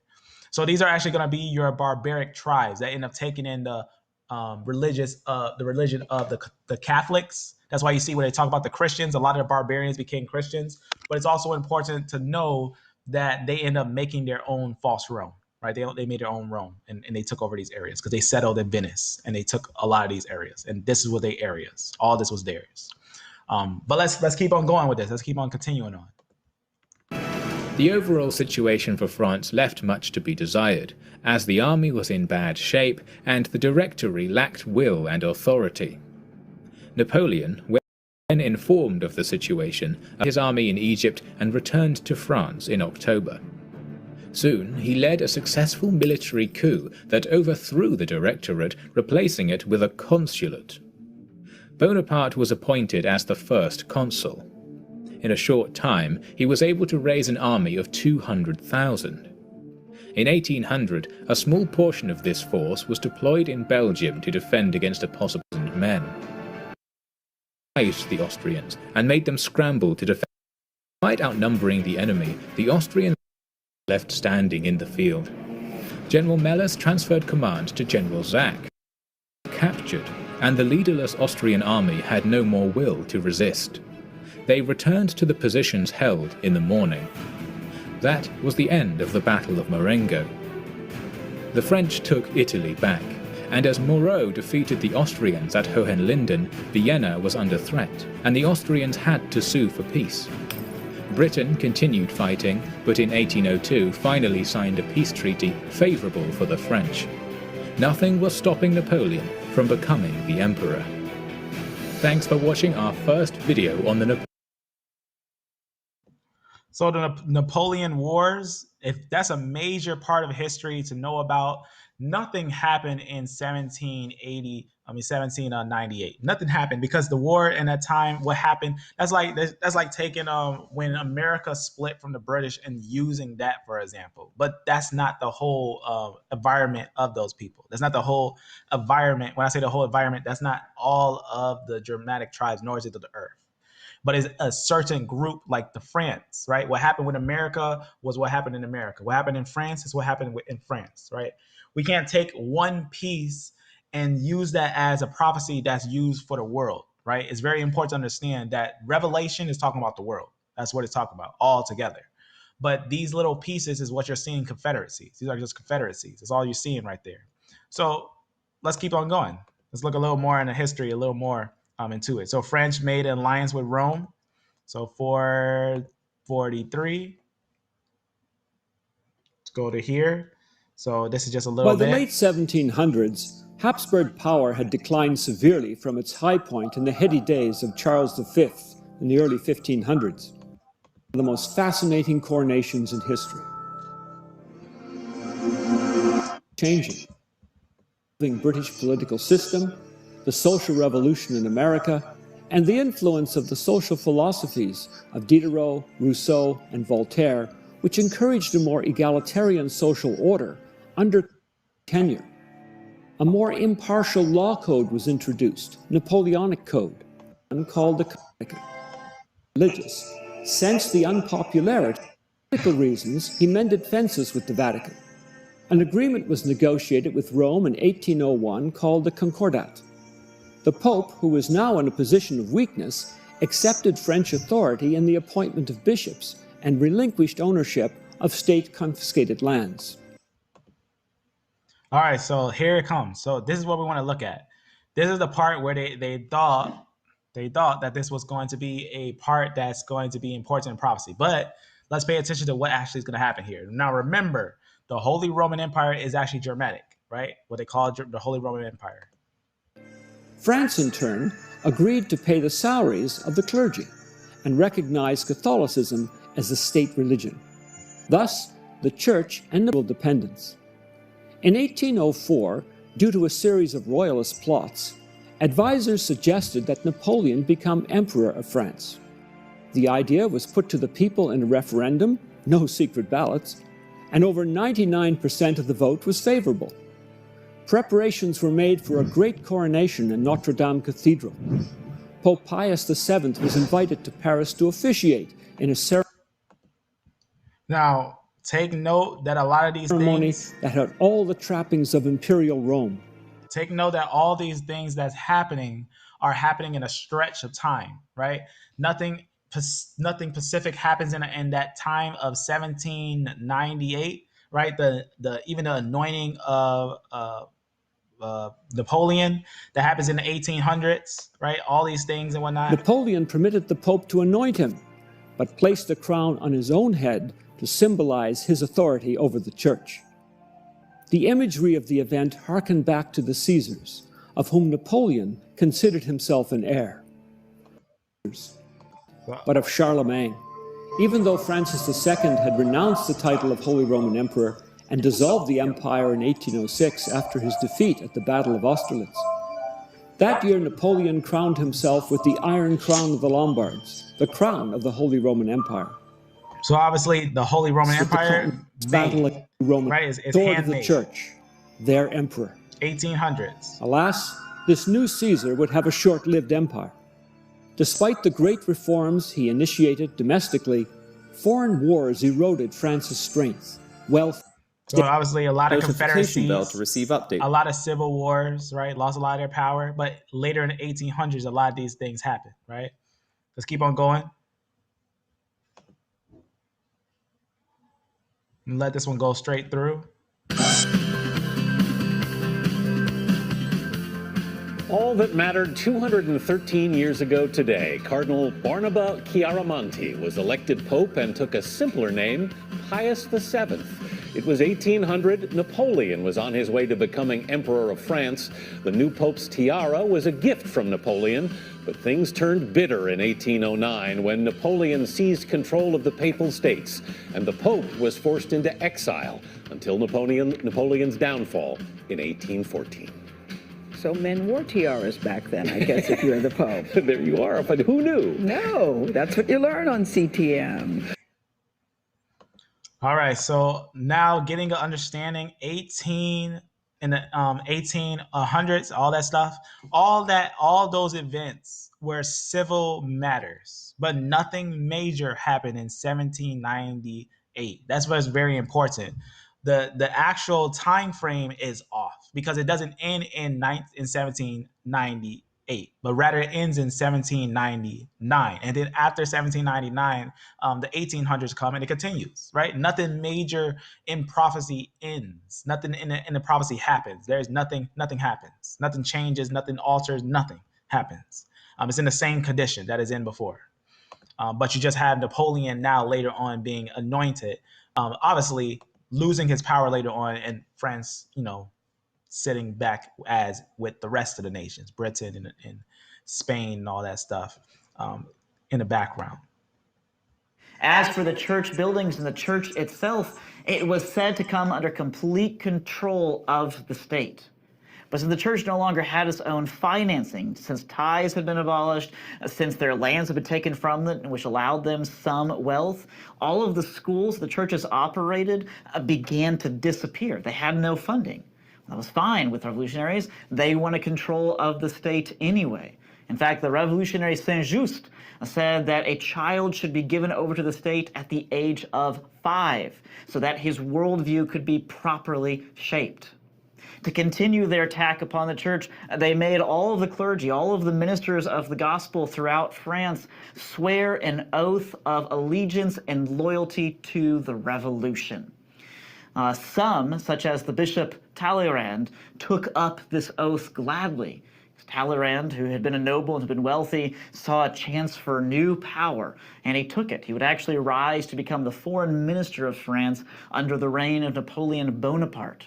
Many, however, refused to actually follow this and began to operate worship services and evangelism in secret as a clandestine church.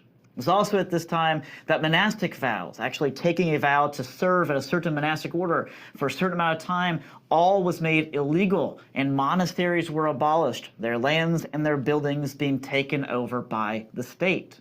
It was also at this time that if the Pope issued any kind of order or edict, it would only be produced or promoted in France if the revolution agreed to it.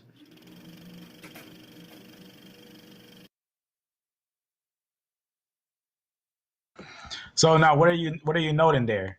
The Holy Roman Empire actually made another union with France. Now, France, obviously being weak as it is, the what they call the Germany or Holy Roman Empire, because of the confederacies that were going on there, is actually important to know that they made ties with France and basically, had an agreement to how they were going to be in the condition of everything, right? While Napoleon ruled, there was another pope that ruled while Napoleon did. That's very important to understand. So that's what it was talking about there in this little one. It was talking about also a little bit of what we see right here. Just talks about how he was anointed and everything and how he ruled, right? You got another pope ruling at that time, but he actually anoints Napoleon. He gives the crown to Napoleon, right? And then we had talked about how many of them actually united, and that's what this was. This was actually talk about how Rome. I mean, not Rome. As for the church, so-called Holy Roman Empire, which is Germanic. Remember, it's East France, which is the Rome. This is actually the Germanic tribes, right? That's Germany. That's actually what they call the Holy Roman Empire right here, Germany. But remember, that was East France, but West France right here. They're the same, right? They were already the same. They were already the same no matter what. They were just trying to unite their confederacy. That's all that it was. It's a confederacy that divided, trying to reunite itself. That's all that you really seen there. It's a confederacy that divided, trying to reunite itself. Not nothing major in prophecy, just a clear indication of what's going on. So the major events are actually in the 1800s, 1800s to the 1802, right? We got a lot of major things that happen, right? Where the Rhine River. Notice a lot of these things that happen where the Rhine is, right? Very interesting with a lot of these things. Let's keep on going with this. Almost finished. Let's see the final result. See if this is prophecy or not. Hello and welcome to History Pod. On the 2nd of December 1804, Napoleon Bonaparte crowned himself Emperor of the French at Notre Dame Cathedral in Paris. His coronation was attended by Pope Pius VII, but significantly, the leader of the Roman Catholic Church did not place the crown on the new emperor's head. So just to summarize what just happened. So basically, the interesting thing is we actually noted that the leader in France didn't anoint the leader. The leader of the Catholics didn't anoint the leader of France, but then something's going to happen. So just note what happens here. Really interesting. Napoleon had risen to prominence during the French Revolution, during which he led a number of successful campaigns in the Revolutionary Wars. He returned to France in 1799, where the coup of the 18th Brumaire resulted in him becoming first consul. Having secured the Senate's agreement that he could rule by decree, Napoleon then began extending his political control. In January 1804, the secret police exposed a plot supported by the previous Bourbon royal family to assassinate Napoleon.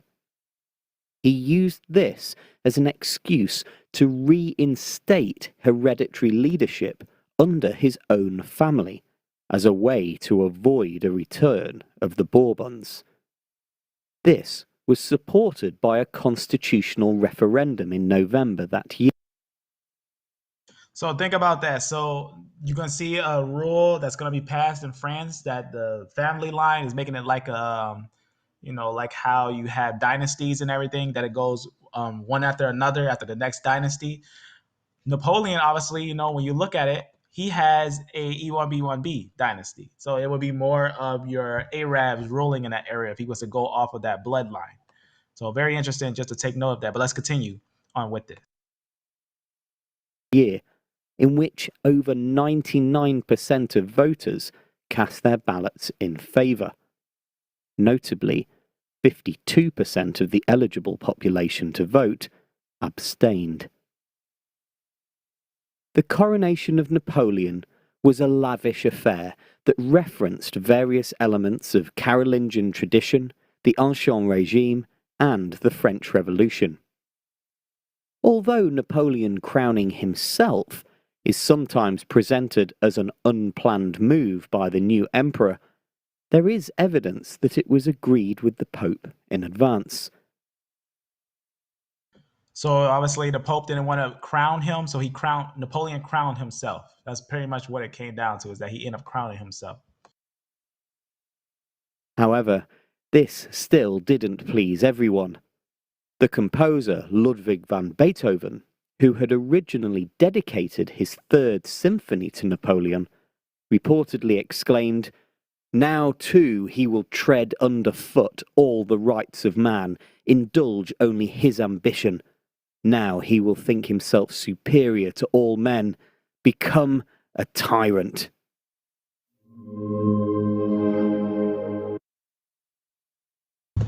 All right, so the next one right here. A little more on it.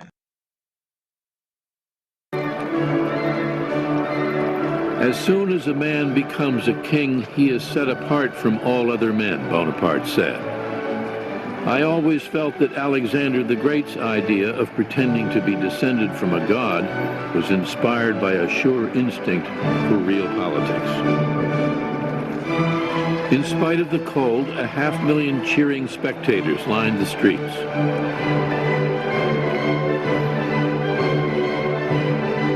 Bonaparte himself had meticulously planned every detail.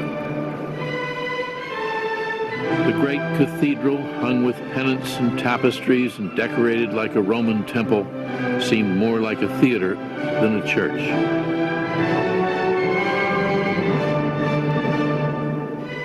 But Bonaparte wanted his elevation to glow with the aura of religion. The Pope had been brought from Italy to sanctify the occasion. Il a le coup de génie de faire venir à Notre-Dame. He has the genius of making the Pope come to Paris, which gives everything a sacred air. C'est Dieu qui indique que désormais, it is God who confirms that the changes that took place during the Revolution are forever established.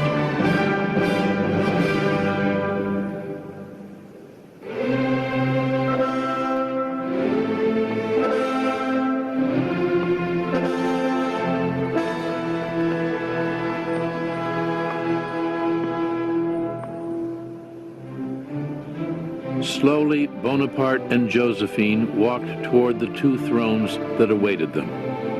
His mantle, adorned with gold and precious jewels and weighing 80 pounds, was supported by his brothers.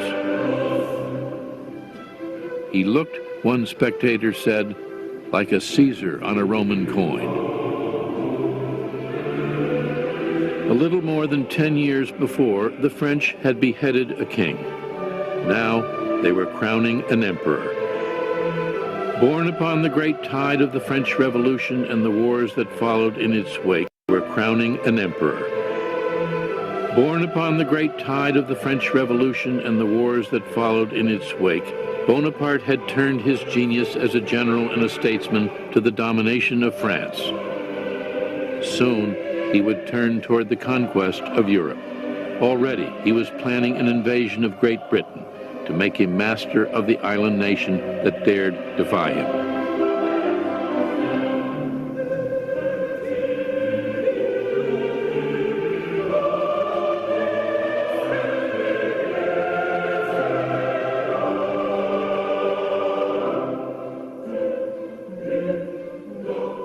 Confidently, Bonaparte lifted the imperial crown.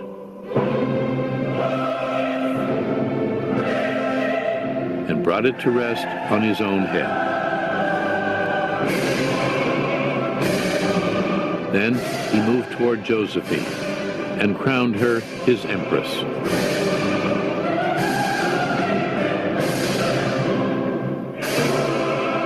I am the instrument of providence, Napoleon said.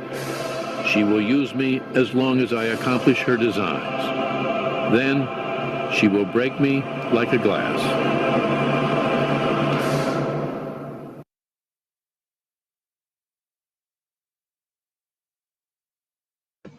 All right, so again, a good understanding of the picture of what's going on at that time.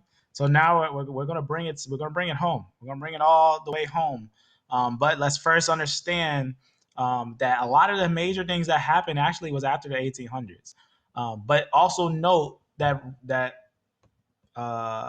what's it called? You see right here where he says that fulfillment. What's interesting is that he says the fulfillment of this was supposedly that time. But if you notice, they'll say that supposedly at that time, they'll say, this is what they'll say. They'll say that's when the French Revolution ends. First of all, we got to understand history. That's not when the French Revolution ends. That's actually not when the French Revolution ends, is in that time. But if we actually look it up, what we do is type down French Revolution. So I'll just put this right here. I'm just gonna put right here. So here it began in 1789, and when did it end? It ended in 1799. That's actually when it ended, in November, late November, December 1799. Now, what makes it important to understand is that the time frame from 1789 to 1799, there was a lot of events that happened. So 1789, why they choose that? Because if you look at some of the 7-day events, they'll say that it ended in 1798, but that's actually not the time frame when it ended. It's actually wrong. But continuing on, again, that's why prophecy is pinpoint accurate. Prophecy is pinpoint accurate, and it must be prove all things and hold fast to that which is true, right? And we're fairly reviewing the 7-day Adventist idea, and you can see it's not true.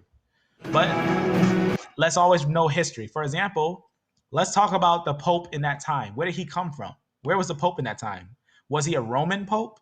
Let's take a look. Now let's look at the Pope. So let's go to 735. Let's take a look there. So they'll say that that's the first time. A lot of times they'll say that's the first time that a leader from Italy, I mean, not from Italy, from France. They'll say that's the first time that a leader from France ruled over the church. And this is why you see this ending.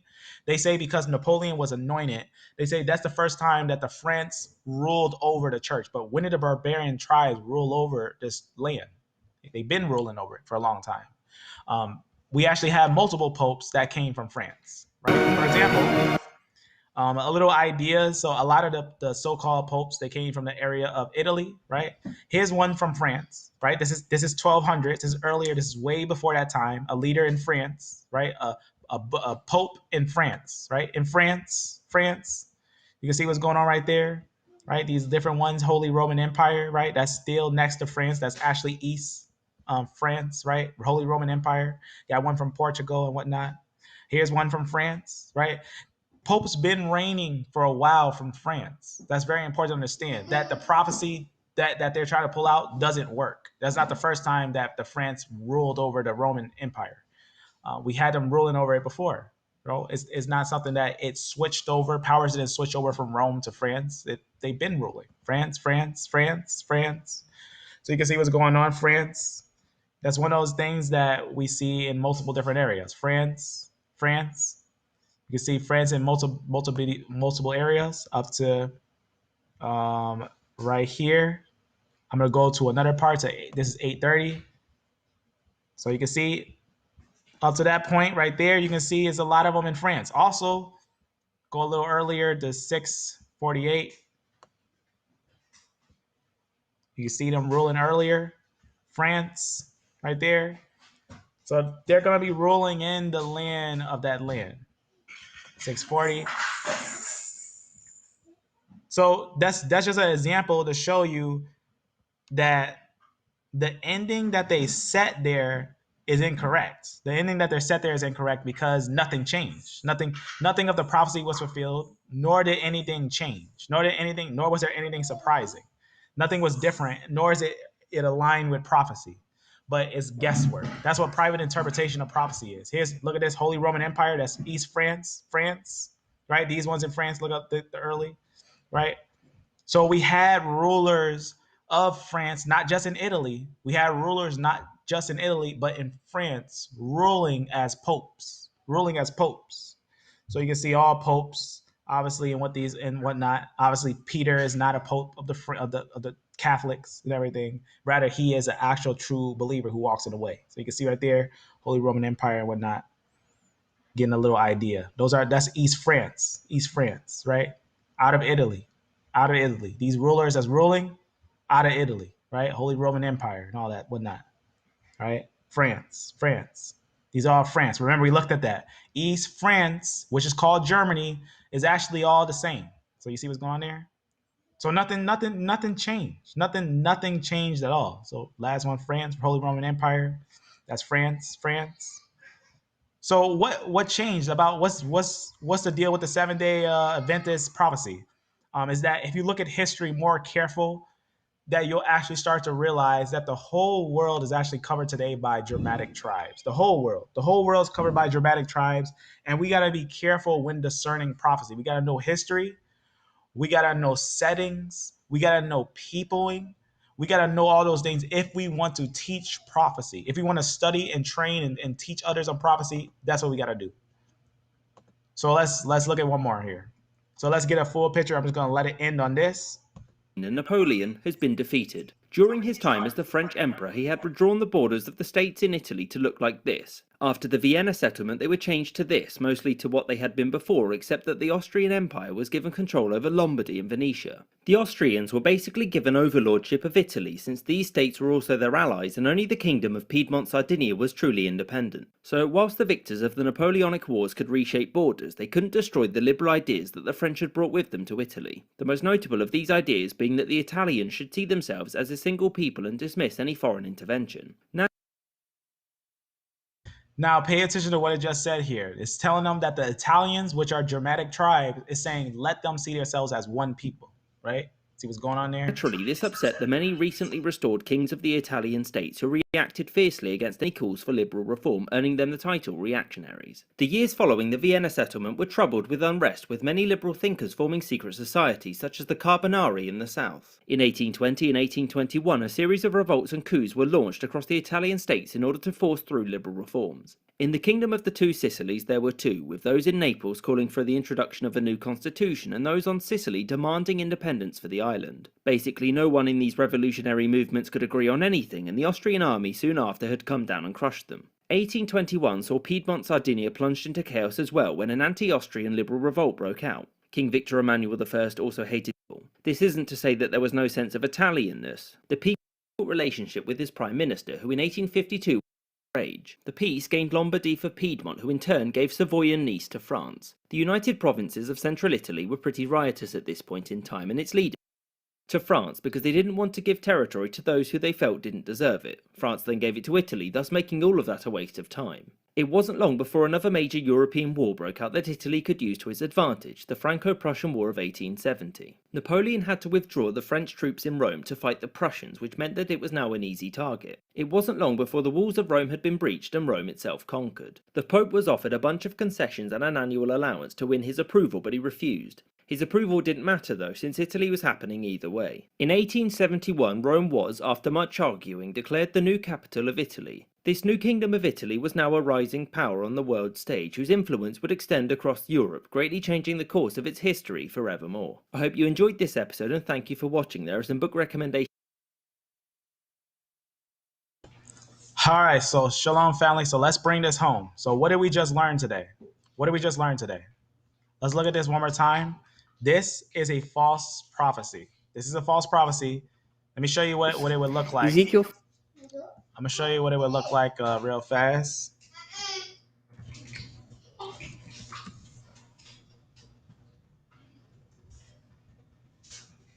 So usually Seventh-day Adventists have this idea. You sometimes see, like, for example, right here, that's wrong. Whatever this is, that's completely different. But let me go down and talk about another one. So Seventh-day Adventists, here's one Adventist world. Or you see what you're seeing there? So Seventh-day Adventist is one of those things that they spread around, right? The 1,260-year prophecy. Obviously, that's not it, right? That's not the prophecy. If you get a chance to, if you ever see such a thing and look at the history behind it, you'll realize that this prophecy is not the way they think it is. Very important to understand. When we looked at the history just now, we have to note who is who and who has what. And what's over what, and what people is over what area. But right here, let me show you right here. Let me see if I can find it. There is a clear and parallel area. It says in the 1,260-year period, starting with Pope being exiled and placed. And watch what it says here. It says with a Pope being exiled, which was a Germanic tribe, and replaced with one hand-picked by the emperor under, obviously, this new system right here. That's early on. What it's talking about here, I'm looking for one that's talking about 1700s. Obviously, that little thing that's right there doesn't make sense to the sense of what the prophecy actually talks of. Because the prophecy actually talks about the rise of the beast and the implementing of the mark of the beast at that time, which none of those things came to pass. Here it is where I'm looking at here. But this is not the part where I'm looking for. I'm looking for the ending where it'll try to tell you that the French Revolution ended in 1998, which it didn't. Viewed that the legal prism as now stands of truth, so that this one don't have the details that I'm looking for. I need a little more details. But let me just gotta relocate here real fast because the little one's down there. But just making it a nice little ending, getting the summary of the ending. I'm looking for one where it talks about the 1788 to get a little ending there. Otherwise, I'm sure wouldn't be too hard to find. I'm sure.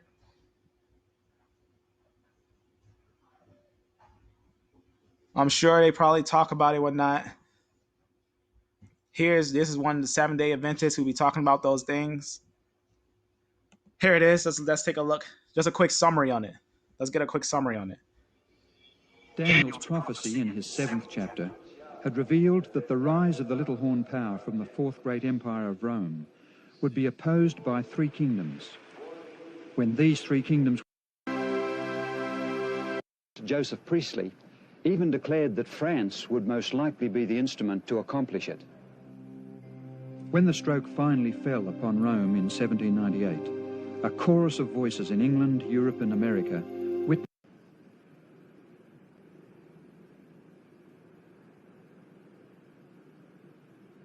a little over 1 year that the 1260-year prophecy would end, as he said, a little before the year 1800.